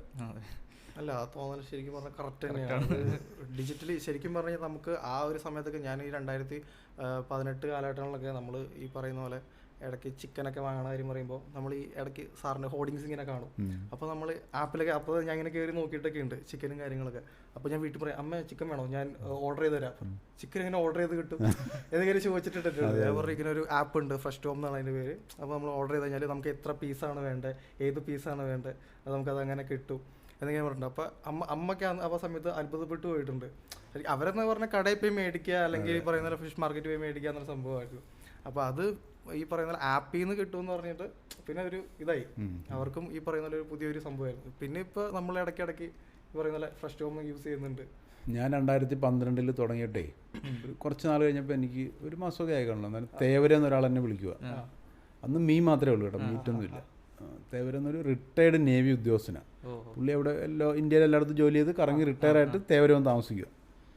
പുള്ളി എന്നെ വിളിച്ചിട്ട് എവിടുന്നോ നമ്പർ എടുത്ത് പുള്ളി എന്നെ വിളിച്ചു. എന്നിട്ട് പറഞ്ഞു മാത്യു എടോ ഈ മീനുകൾക്ക് ജീവൻ ഉണ്ടായിരുന്നെങ്കിൽ തന്നെ അവരൊന്ന് സല്യൂട്ട് അടിച്ചേനെന്ന് പറഞ്ഞു. ഞാൻ അന്ന് സാർ അങ്ങനെ പറഞ്ഞു. എടോ ഞാൻ ഈ ആപ്പിൽ കൂടി മീൻ കിട്ടുമെന്ന് പറഞ്ഞപ്പോൾ ഇത് നേരാണോ നുണയാണെന്ന് അറിയണ്ടേ, അതിനുവേണ്ടി ഞാൻ എന്തായാലും പോട്ടെ എന്ന് വെച്ചിട്ട് പൈസ ഇവിടെ വരുമ്പോൾ കൊടുത്താൽ മതിയല്ലേ, എന്തായാലും ഓർഡർ ചെയ്യാന്ന് വെച്ചാൽ ഞാൻ ഓർഡർ ചെയ്തതാണ്. ഞാൻ ഈ സെക്കൻഡ് വരെ ഓർത്തുകൊണ്ടിരുന്നതേ താനൊരു 50 പൈസയുടെ കിറ്റിനകത്ത് ഇവിടെ കൊണ്ടുവന്ന് തരും. മീൻ അങ്ങനെയാണല്ലോ നമുക്ക് കിട്ടുന്നത്. അങ്ങനെ 50 പൈസ കിറ്റി കൊണ്ടുവന്ന് തരുമെന്ന പ്രതീക്ഷയിലാണ് ഞാൻ ഇരുന്നതെന്ന് പറഞ്ഞു. അപ്പോഴാണ് തൻ്റെ ഒരു പയ്യൻ തെർമോക്കോൾ ബോക്സിൽ ഞാൻ ആ ബോക്സ് ഒട്ടിച്ച് അകത്ത് മീൻ നല്ല അടിങ്ങി നല്ല ലെവലായിട്ടൊക്കെ ഇരിക്കും. മീൻ സ്വപ്നം കണ്ടിട്ടില്ലല്ലോ അതുപോലെ എനിക്ക് ഇരിക്കാൻ പറ്റുമെന്ന് മനസ്സിലായി. അങ്ങനത്തെ ചില കോളുകളൊക്കെ നമുക്ക് തരുന്ന ഭയങ്കര ഇതുണ്ട്, ഒരു മോട്ടിവേഷൻ എന്ന് പറയില്ല, അത് ഭയങ്കര ഇതായിട്ട് നമ്മളെ ബൂസ്റ്റ് ചെയ്യും. അതൊക്കെ അത് ശരിക്കും പറഞ്ഞാൽ ആ ഒരു സംഭവം സാറിന് ഫേസ് ചെയ്തിട്ടുണ്ട്. അതായത് ഇത്രയും ക്വാളിറ്റിയിൽ ഈ പറയുന്ന പോലെ ഇത്രയും ബോക്സിലൊക്കെ ആക്കി നമ്മളിങ്ങനെ കൊടുക്കുമ്പോൾ ഈ പറയുന്ന കോസ്റ്റ് അങ്ങനെ ഒരു പ്രോബ്ലമായിട്ട് തോന്നിയിട്ടുണ്ടോ സാറിന്? കോസ്റ്റ് ഒരു പ്രോബ്ലം തന്നെയാണ്. പ്രത്യേകിച്ച് ഇന്ത്യയിലെ ഒരു 80% കസ്റ്റമേഴ്സ് ഇപ്പോഴും കോസ്റ്റിൽ നിൽക്കുന്നവരാണ്, വിലയെ അടിസ്ഥാനമാക്കി നിൽക്കുന്നവരാണ്.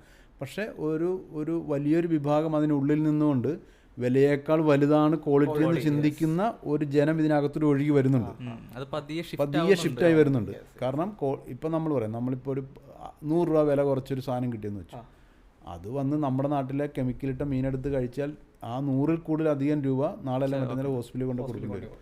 പക്ഷെ അതൊന്നും നമ്മൾ കാണുന്നില്ല. നമ്മൾ ആദ്യം നോക്കണം, അതിന് 100 രൂപ കൂടുതൽ, അവൻ്റെ എടുക്കേണ്ട കാര്യമില്ല. പക്ഷേ ആ 100 രൂപയെ കൊടുക്കുന്നത് എനിക്ക് നഷ്ടമല്ല എന്ന് കാണുന്ന ഒരു ജനസമൂഹം നമ്മുടെ ഉള്ളിൽ വളർന്നു വരുന്നുണ്ട്. അത് ഞങ്ങളെ സംബന്ധിച്ച് ഞങ്ങൾക്കൊക്കെ നല്ലതാണത്, അല്ലേ? ക്വാളിറ്റിക്ക് പ്രാധാന്യം കൊടുക്കുന്നവർ അങ്ങനത്തെ ഒരു ലെവലിലേക്ക്. ഇപ്പം നമ്മുടെ നാട്ടിലെ ക്വാളിറ്റി എന്ന് വെച്ച് കഴിഞ്ഞാൽ ഇപ്പം ഞങ്ങൾ എക്സ്പോർട്ട് ചെയ്യുന്നുണ്ട്. ഞങ്ങളൊരു മീൻ എക്സ്പോർട്ട് ചെയ്യാൻ ഞങ്ങൾക്ക് ഒരു 7-8 സർട്ടിഫിക്കറ്റ് എങ്കിലും വേണം. പക്ഷെ ഞങ്ങൾക്കൊരു മീൻ ഇന്ത്യ വിൽക്കണമെങ്കിൽ ഒരു സർട്ടിഫിക്കറ്റും വേണ്ട, ആകെ ഫുഡ് സേഫ്റ്റിയുടെ സർട്ടിഫിക്കറ്റ് വേണം. മനസ്സിലായി? അതായത് ഞാൻ പറഞ്ഞത് സർട്ടിഫിക്കറ്റ് വേണ്ടെന്ന് പറഞ്ഞാൽ ഒരു എക്സ്പോർട്ടുമായിട്ട് നോക്കുമ്പോൾ ഒരു എക്സ്പോർട്ടിന് പോകുന്നൊരു മെറ്റീരിയൽ നല്ല ക്വാളിറ്റി ആയിരിക്കണം, നല്ല സാധനമായിരിക്കണം എന്ന് പറയുന്നത് നമ്മുടെ രാജ്യത്തിൻ്റെ ആവശ്യമാണ്. അത് നല്ല കാര്യം. പക്ഷെ അതേസമയം ഈ ഇന്ത്യക്കകത്ത് മനുഷ്യൻ കഴിക്കുന്നതിനും അതിൻ്റെ ഒരു 50% സർട്ടിഫിക്കറ്റ് ഉണ്ടാക്കണ്ടേ? അങ്ങനെ വേണ്ട. നമുക്ക് ഇവരെന്തും കഴിച്ചോട്ടെ എന്ന് പറയുന്ന ആ ഒരു മെൻറ്റാലിറ്റി ഉണ്ടല്ലോ, അത് നമ്മൾ ഒരു സർക്കാർ ലെവലിൽ തന്നെ അതിനൊക്കെ മാറ്റം വരുത്തണമെന്നാണ് ഞാൻ പറഞ്ഞത്. അങ്ങനെ മാറാൻ പറ്റാത്തത് കൊണ്ടാണ് നമ്മളിപ്പോഴും കെമിക്കൽ ചേർത്തതും അതും ഇതെല്ലാം കഴിക്കേണ്ടി വരുന്നത്. ഇപ്പോൾ അതിൽ എനിക്ക് തോന്നിയിട്ടുള്ള കാര്യം, ഇപ്പോൾ നമ്മുടെ നാട്ടിൽ പൊതുവേ കാണുന്നൊരു സംഭവമുണ്ട്, എല്ലാ ക്വാളിറ്റി ഐറ്റംസും പുറത്തേക്ക് കയറിപ്പോവും. അതിനകത്ത് ക്വാളിറ്റി കുറഞ്ഞതാണ് നമ്മുടെ നാട്ടിലെല്ലാം നമുക്ക് ഇനി കിട്ടി വരുന്നത്. അപ്പോൾ അതിനകത്ത് ഫ്രഷ് ടു ഹോം എന്ന് പറയുന്നത് നാട്ടിലാണെങ്കിലും അല്ലെങ്കിൽ പുറത്തേക്ക് സാറ് കയറ്റി കൊടുത്ത് വിട്ടുകൊണ്ടിരുന്നു. അതിനുശേഷം ഫ്രഷ് ടു ഹോം ആയിട്ട് സ്റ്റാർട്ട് ചെയ്തപ്പോൾ ആ ഒരു ക്വാളിറ്റി പ്രൊഡക്റ്റ് തന്നെ നമ്മുടെ ഇന്ത്യയിലുള്ളവർക്കും കൊടുക്കണം എന്നുള്ള ഒരു തോട്ട് പ്രോസസ്സ് അല്ലെങ്കിൽ ആ ഒരു ഇത് ശരിക്കും പറഞ്ഞു കഴിഞ്ഞാൽ ഞങ്ങളിപ്പോൾ എക്സ്പോർട്ട് ചെയ്യുന്നുണ്ട്. ഞങ്ങളുടെ എക്സ്പോർട്ട് പ്ലാന്റിലേക്ക് എടുക്കുന്ന അതേ ചരക്കാണ് നമ്മൾ ഫ്രഷ് ഹോമിൽ എടുക്കുന്നത്. അല്ലാതെ ഒരു മാറ്റമില്ല. അങ്ങനെ നമ്മൾ മാറ്റിയെടുക്കുകയാണെങ്കിൽ നമുക്ക് വില കുറഞ്ഞ സാധനം കിട്ടും. ഇപ്പം നമ്മൾ കഴിഞ്ഞ ആഴ്ച ഞങ്ങൾക്കൊരു മാർക്കറ്റിംഗ് ടീമുണ്ട്. അവരുടെ പരിപാടി എന്ന് പറഞ്ഞാൽ എല്ലാ ദിവസവും ലോക്കൽ മാർക്കറ്റിൽ പോയിട്ട് ഞങ്ങളുടെ ചരക്കിൻ്റെ വിലയും വിൽക്കുന്ന വിലയും മാർക്കറ്റിൽ കിട്ടുന്ന വിലയൊക്കെ അനലൈസ് ചെയ്ത് ഞങ്ങളെ പഠിപ്പിക്കണം. അതാണ് അവരുടെ ജോലി. കഴിഞ്ഞ ആഴ്ച പോയപ്പോൾ നമ്മുടെ കൊച്ചിയിലുള്ളൊരു മാർക്കറ്റിൽ പോയിട്ട് അവർ പറഞ്ഞു, ഇന്നിവിടെ മത്തിക്ക് 140 രൂപയ്ക്കാണ് വിൽക്കുന്നത്. അന്ന് ഫ്രഷ് ടു ഹോമിൻ്റെ മത്തിയുടെ വില 199 രൂപയാണ്. അപ്പോൾ അവർ പറഞ്ഞു ഇവിടെ വില കൂടുതലാണ്, ഇവിടെ ഇത്രയും വിലയുള്ളൂ എന്ന് പറഞ്ഞു. അപ്പോൾ ഞാൻ ചോദിച്ചപ്പോൾ ഇത് എന്നെ മാർക്കറ്റാണ്, ഇത് മാർക്കറ്റാണ്. അപ്പോൾ എനിക്ക് മാർക്കറ്റിലുള്ള ഒരുമാതിരി എല്ലാവരും തന്നെ അറിയാം. അവരെ വിളിച്ചു വെച്ചപ്പോൾ അത് 4 ദിവസം മുമ്പ് കർണാടകയിൽ ഒരു കടപ്പുറത്ത് വീണ മത്തിയാണ്. അത് വേണമെങ്കിൽ നമുക്കും കിട്ടും 80 രൂപയ്ക്ക് 60 രൂപയ്ക്കും. പക്ഷേ അപ്പോൾ ഞങ്ങൾ വെച്ചൊരു എത്തിക്സ് ഉണ്ട്, അതിന് തെറ്റിപ്പോവും. അപ്പോൾ ആൾക്കാർ അവിടെ വില കുറവാണല്ലോ എന്ന് പറയുമ്പോൾ എന്തുകൊണ്ടാണെന്ന് അവർ മനസ്സിലാക്കുക. അതും മത്തിയാണ് ഇതും മത്തിയാണല്ലോ. ആ വ്യത്യാസം അവർക്ക് ചില ആൾക്കാർക്ക് മനസ്സിലാവുന്നുണ്ട്, ചിലർക്കത് മനസ്സിലാകാതെ നമ്മൾ വിമർശിക്കുന്നവരും ഉണ്ട്. അതിപ്പോൾ സ്വാഭാവികമായിട്ടും ആര് വിമർശിച്ചാലും നമ്മളതിനെ പോസിറ്റീവായിട്ട് എടുക്കണം. ചിലപ്പോൾ അവർ വിമർശിക്കുന്നത് ശരിയായിരിക്കും, ഞങ്ങളുടെ ഒരു മിസ്റ്റേക്ക് കൊണ്ടായിരിക്കാം ചില വില കൂടിയത്. അപ്പോൾ അതുകൊണ്ടാണ് ഞങ്ങളങ്ങനെ ഒരു മാർക്കറ്റിംഗ് ടീമിനെ നിലനിർത്തുന്നത്. ആ ടീം ഇതാണ് അവരുടെ ജോലി, വേറെ തൊഴിലുമില്ല അവർക്ക്. എല്ലാ ദിവസവും ലോക്കൽ മാർക്കറ്റുകളിൽ, ഇന്ത്യയുടെ പല ലോക്കൽ മാർക്കറ്റുകളിൽ വില കിട്ടിയിട്ട് അത് അനലൈസ് ചെയ്ത് നമ്മളോട് പറയണം. അപ്പോൾ നമുക്ക് മനസ്സിലാവും ഞങ്ങളുടെ വില എന്ത് കൂടിപ്പോയി, അല്ല നമുക്ക് നാളെ എന്തെങ്കിലും ചെയ്യേണ്ടതുണ്ടോ. ചില വിലകൾ കേൾക്കുമ്പോൾ നമുക്ക് മനസ്സിലാവുമ്പോൾ നമ്മളിതുപോലെ സോഴ്സ് തപ്പി ചെല്ലുമ്പോൾ ചിലപ്പോൾ നമ്മുടെ മിസ്റ്റേക്ക് ആയിരിക്കും. നമ്മൾ വാങ്ങിയ സ്ഥലത്തെയോ അല്ലെങ്കിൽ നമ്മുടെ പ്രോസസ് ചെയ്തതിൻ്റെ എന്തെങ്കിലും തെറ്റുണ്ടാകും. അങ്ങനെ ഉണ്ടാവുമല്ലോ, നമുക്ക് മിസ്റ്റേക്ക് വരാം. അപ്പോൾ അങ്ങനെ അതിനുവേണ്ടിയാണ് അവർ നിൽക്കുന്നത്. പക്ഷേ കൂടുതലും വരുന്നത് ഈ ടൈപ്പ് ഇപ്പം ഞാൻ പറഞ്ഞ മത്തിയുടെ കാര്യം പറഞ്ഞ പോലത്തെ കഥകളാണ്. പക്ഷെ വേണമെങ്കിൽ നമുക്ക് നാളെ നമുക്ക് 150 കൊടുക്കാമെന്ന് പറഞ്ഞാൽ നമ്മളെ 80 എടുക്കാമായിരുന്നു. പക്ഷെ അത് ഞങ്ങൾ ചെയ്യില്ല. അത് നമ്മുടെ ഒരു എത്തിക്സിനെതിരാണ്. അല്ല, അത് ഈ പറയുന്ന പരിപാടിയിലൊരു ഗിവ് ആൻഡ് ടേക്ക് ഉണ്ടെന്ന് തോന്നുന്നു. ഇപ്പോൾ സാറ് പറഞ്ഞ പോലെ അങ്ങനെ ഒരു ഷിഫ്റ്റ് ആൾക്കാർ ക്വാളിറ്റിക്ക് വേണ്ടി കുറച്ച് പൈസ കൂടുതൽ കൊടുത്താലും മതി, നല്ലതാണെന്നുള്ള സംഭവം ചിന്തിച്ചുള്ള ഷിഫ്റ്റിൻ്റെ ഒപ്പം തന്നെ സാറിനെ പോലെയുള്ളവർ ഇങ്ങനെയുള്ള കാര്യങ്ങൾ വിജയിപ്പിച്ച് കാണിക്കുമ്പോൾ ഇതിൽ നിന്ന് ബാക്ക് നിന്നവർക്ക് പോലും ഒരു വിശ്വാസം വരും. ഓക്കെ, ക്വാളിറ്റിയുള്ള സംഭവങ്ങൾ ആണ്, ചെറിയൊരു പൈസ കൂടുതലാണെങ്കിലും അതിൽ ക്വാളിറ്റിയാണ് ഇവർ തരുന്നതെന്നുള്ള സംഭവം ചിലവർക്ക് ഇത് കാണുമ്പോൾ ഒരു വിശ്വാസം വരുന്നു. ചിലവരില്ലെങ്കിൽ മടിച്ചു വെക്കും, ഓക്കെ ഇത്രയും പൈസ ഉണ്ട്, പക്ഷേ ഇവർ പറഞ്ഞ പോലെ ക്വാളിറ്റി കാര്യങ്ങളൊന്നും ഉണ്ടാവണമെന്നില്ല എന്നുള്ള സാധനമുണ്ട്. പക്ഷേ ഇത് പതിയെ ഷിഫ്റ്റ് ആവണേൽ ഇതും ഒരു റീസണാണ്. നിങ്ങളെ പോലുള്ള ഞങ്ങളുടെ ആപ്തവാക്യം തന്നെ we are fresh or we are free എന്നാണ്. ഞങ്ങളങ്ങനെ ഒരു കംപ്ലൈൻറ്റ് കസ്റ്റമർ പറഞ്ഞാൽ ന്യായമാണെങ്കിൽ അപ്പം തന്നെ അത് തിരിച്ചു കൊടുക്കും. അല്ല പൈസയായിട്ടോ അല്ലെങ്കിൽ സാധനമായിട്ടോ തിരിച്ചു കൊടുക്കും. അങ്ങനെ എന്തെങ്കിലും സംഭവം ഉണ്ടായിട്ടുണ്ടോ സാറിന്? അങ്ങനെ എന്തെങ്കിലും ഒത്തിരി അനുഭവങ്ങൾ ഉണ്ടായിട്ടുണ്ട്. ചിലപ്പോൾ ഞങ്ങൾ ഇതെല്ലാം കഴിഞ്ഞ് അവിടെ ചെന്ന് നമ്മൾ ഫാക്ടറിയിൽ നിന്നും പോയി ഡെലിവറി പോകുന്ന പിള്ളേർ എവിടെയെങ്കിലും താമസിച്ചു പോവുമോ, അതായത് അതിനകത്ത് നമ്മളൊരു 0 to 4 ഡിഗ്രി കീപ്പ് ചെയ്യാനായിട്ടൊരു ജെല്ലൈസ് പാക്ക് വെച്ചിട്ടാണ് ആ ബോക്സ് സെറ്റ് ചെയ്തത്. അപ്പോൾ അതൊരു നിശ്ചിത സമയം അത് നമ്മളതിന് സെറ്റ് ചെയ്യണമെന്ന് പറഞ്ഞാൽ ഇവൻ ഇത്ര സമയം ഓടിയാൽ മതി, അത്രയും സമയത്തിൽ അവൻ്റെ ഓർഡർ തീരുമെന്നൊക്കെ ടൈമൊക്കെ സെറ്റ് ചെയ്തിട്ടാണ് നമ്മളതിൻ്റെ എത്ര ഷീറ്റ് വേണമെന്നൊക്കെ വെച്ചേക്കണം. ചിലപ്പോൾ അവൻ എവിടെയെങ്കിലും പോയി, ചിലപ്പോൾ ഒരു ആക്സിഡൻറ്റ് ഉണ്ടായി, അല്ലെങ്കിൽ അവൻ എല്ലാ ബോയ്കളും എല്ലാ പിള്ളേരും നമ്മൾ പറഞ്ഞ പോലെ ജോലി ചെയ്യണമെന്നില്ല. അവരെവിടെയൊക്കെ ഇന്നാളൊരുത്തൻ കിട്ടാന്നില്ല, നോക്കിയപ്പോൾ അവനൊരു കടയുടെ ഭാഗത്ത് ക്രിക്കറ്റ് കളി കണ്ടുകൊണ്ടിരിക്കുന്നു. അങ്ങനത്തെ ഇന്ത്യയിലല്ല, കേരളത്തിലല്ല, പുറത്ത് അങ്ങനത്തെ പിള്ളേരും ഉണ്ട്. അവരത് പുള്ളി അവിടെ നിന്ന് അത് കണ്ടു നിന്നുകൊണ്ട് പോയി. അങ്ങനെ അപ്പോൾ താമസിച്ച് ചെല്ലുമ്പോൾ സ്വാഭാവികമായിട്ട് നമ്മുടെ ചരക്ക് മോശമായി പോകും. പക്ഷെ അത് കസ്റ്റമറുടെ കുഴപ്പമല്ലല്ലോ, നമ്മുടെ കുഴപ്പമല്ലേ. അങ്ങനെയൊക്കെ വരുമ്പോൾ നമ്മൾ അപ്പം തന്നെ അതിൻ്റെ റെമഡി അപ്പം തന്നെ ചെയ്തു. നമ്മുടെ ഇപ്പോൾ സാറിന് ഫസ്റ്റ് ഹോമിന് ഏറ്റവും നല്ല മാർക്കറ്റ് എവിടെയായിട്ടാണ് തോന്നിയിട്ടുള്ളത്? ഇപ്പോൾ UAE ആണോ അതോ ഇന്ത്യയാണ്? ഇന്ത്യയിൽ തന്നെ നമ്പർ 1 ബാംഗ്ലൂരാണ്. ഏറ്റവും ഓർഡേഴ്സ് വരുന്നതും ബാംഗ്ലൂരിലാണ്. ഓക്കെ. ദുബായ് ഈ പറയുന്ന പോലെ ഈ സാർ അവിടെ നിന്നാണ് മീറ്റ് എടുത്ത് തുടങ്ങുന്നതെന്ന് ഞാൻ അങ്ങനെ കേട്ടിട്ടുണ്ടായിരുന്നു. പച്ചമീൻ ഞാൻ അങ്ങോട്ടാണ് ആദ്യമായിട്ട് എക്സ്പോർട്ട് ചെയ്യുന്നത്. ദുബായിലും കുഴപ്പമില്ലാതെ പോകുന്നുണ്ട്, നന്നായിട്ട് പോകുന്നുണ്ട്. ഇപ്പോൾ ഞങ്ങൾ കുറേ പുതിയ പ്രൊഡക്റ്റുകൾ ഇറക്കിയതുകൊണ്ട് ദുബായിലൊക്കെ ഞങ്ങൾ അത് ഇൻട്രൊഡ്യൂസ് ചെയ്തു. അപ്പോൾ നിങ്ങൾ കേരളത്തിൽ തുടങ്ങിയിട്ടില്ല. ഇവിടെ ഫ്രഷ് ടു ഹോമിന് പകരം ഞങ്ങൾക്ക് വേറൊരു ആപ്പ് കൂടെ ഉണ്ട്, FTH ഡെയിലി എന്നൊരു ആപ്പുണ്ട്. ആ FTH ഡെയിലിക്കകത്ത് പാലും പഴങ്ങളും പച്ചക്കറികളും ഗ്രോസറീസ് തുടങ്ങി എല്ലാ ബ്രെഡ്, ചീസ്, പനീർ അങ്ങനെ തുടങ്ങി എല്ലാ സാധനങ്ങളും ഉണ്ട്. അപ്പോൾ അങ്ങനെ ആ ആപ്പിലൂടെ ചെയ്യുന്നത് നമ്മളത് ഫ്രഷ് ടു ഹോമിൽ കൂടി തന്നെ ചെയ്യുന്ന കാര്യത്തെക്കുറിച്ച് ഇങ്ങനെ ഗവൺമെൻറ് ലൈസൻസിൻ്റെ കാര്യങ്ങളൊക്കെ ഉണ്ട്, അതെല്ലാം റെഡി ആയിക്കൊണ്ടിരിക്കുക. അങ്ങനെ അത് ഇപ്പോൾ നമ്മൾ കേരളത്തിൽ ഓൾറെഡി സ്റ്റാർട്ടായി ഇപ്പോൾ കുറേ പ്രൊഡക്റ്റുകൾ. അതിൻ്റെ പ്രത്യേകത എന്ന് പറഞ്ഞാൽ ഇപ്പോൾ നമ്മൾ വേറൊരു നിങ്ങൾ കേട്ടിട്ടുള്ള ഒരു വലിയൊരു ഓൺലൈൻ കമ്പനി പോയി വാങ്ങിയാൽ, നിങ്ങൾ ഈ സാധനങ്ങൾ വാങ്ങിയാൽ അവരുടെ പ്രൊഡക്റ്റ് അല്ല വരുന്നത്, ആരുടെയോ ബ്രാൻഡുള്ള ഒരു പ്രൊഡക്റ്റ് ആയിരിക്കും വരുന്നത് അല്ലേ. ഇപ്പോൾ ഒരു പാല് ഓർഡർ ചെയ്താൽ ഏതെങ്കിലും കമ്പനിയുടെ പാല് വരും, ബ്രെഡ് പറഞ്ഞാൽ വേറൊരു കമ്പനിയുടെ ബ്രെഡ് വരും, പനീറോ ബട്ടറോ കൊടുത്താൽ വേറൊരു കമ്പനിയുടെ വരും. പക്ഷേ നിങ്ങൾ FTH ഡെയിലി കയറിയാൽ ഫ്രഷ് ടു ഹോമിൻ്റെ തന്നെ പ്രൊഡക്റ്റ് നിങ്ങൾക്ക് വരും. ഞങ്ങൾ ഏകദേശം ഇപ്പോൾ ഒരു 160-ലധികം പ്രൊഡക്റ്റുകൾ ഞങ്ങളുടെ സ്വന്തം ബ്രാൻഡ് ഇറങ്ങിക്കഴിഞ്ഞു. അപ്പോൾ ബാക്കി പ്രൊഡക്റ്റുകൾ ഞങ്ങൾ അങ്ങനെ ആക്കിക്കൊണ്ടിരിക്കുകയാണ്. കേരളത്തിൽ ഇപ്പോൾ അതിൻ്റെ കുറേ ഐറ്റംസ് ഞങ്ങൾ ജ്യൂസും അതെല്ലാം ഇൻട്രൊഡ്യൂസ് ചെയ്തു. അത് നമ്മൾ അതിൻ്റെ പ്രൊഡ്യൂസേഴ്സുമായിട്ട് നമ്മളൊരു ടൈപ്പായിട്ട് അവിടെ നമ്മുടെ ക്വാളിറ്റിയുടെയും നമ്മുടെ സൂപ്പർവൈസേഴ്സും അവിടെ ഉണ്ടാവും. നമുക്കൊരു ബാച്ച് അവർ നമ്മുടെ സ്പെസിഫിക് അനുസരിച്ച് പ്രൊഡക്റ്റ് ചെയ്ത് നമ്മുടെ പാക്കിനകത്താക്കി തരും. ബ്രെഡും പാലും എല്ലാം ഉണ്ട്. ഇതിപ്പോൾ ദുബായിൽ സ്റ്റാർട്ട് ചെയ്തിട്ടുണ്ട് ഓൾറെഡി. ദുബായിൽ ഇപ്പോൾ ഫ്രഷ് ടു ഹോമിൽ കൂടി തന്നെ പോകുന്നുണ്ട്. ഇവിടെ കേരളത്തിൽ, ഇന്ത്യയിൽ ഇപ്പോൾ പൂനെയിലും ബാംഗ്ലൂരും ഹൈദരാബാദിലും അതുള്ളത്. കേരളത്തിൽ ഇപ്പോൾ നമ്മൾ ഫ്രഷ് ടു ഹോമിലേക്ക് കുറേ പ്രൊഡക്റ്റുകൾ അങ്ങനെ വന്നിട്ടുണ്ട്. ഇനി സെപ്പറേറ്റ് ഇതിലായിട്ട് വരും ഇനി. പക്ഷേ അത് സെപ്പറേറ്റ് ആപ്പ് വേണോ, ഈ ആപ്പ് തന്നെ മതിയോ എന്നുള്ള കാര്യത്തിനെ കുറിച്ചൊക്കെ ഇങ്ങനെ ഒരു ചർച്ച നടന്നുകൊണ്ടിരിക്കുക. പിന്നെ അതുപോലെ നമ്മൾ ശരിക്കും നമ്മൾ ഞെട്ടിപ്പോയൊരു വേറെ സംഭവം എന്ന് വെച്ച് കഴിഞ്ഞാൽ ആമസോൺ അതുപോലെ തന്നെ മൈക്രോസോഫ്റ്റ് എന്നുള്ള കമ്പനീസൊക്കെ വന്നിട്ട് നമ്മുടെ ഫസ്റ്റ് ഹോമിൽ ഇൻവെസ്റ്റ് ചെയ്യുന്ന സംഭവം. അത് ശരിക്കും പറഞ്ഞു കഴിഞ്ഞാൽ നമ്മളൊക്കെ കേട്ടപ്പോൾ ശരിക്കും ഞെട്ടിപ്പോയൊരു സംഭവം.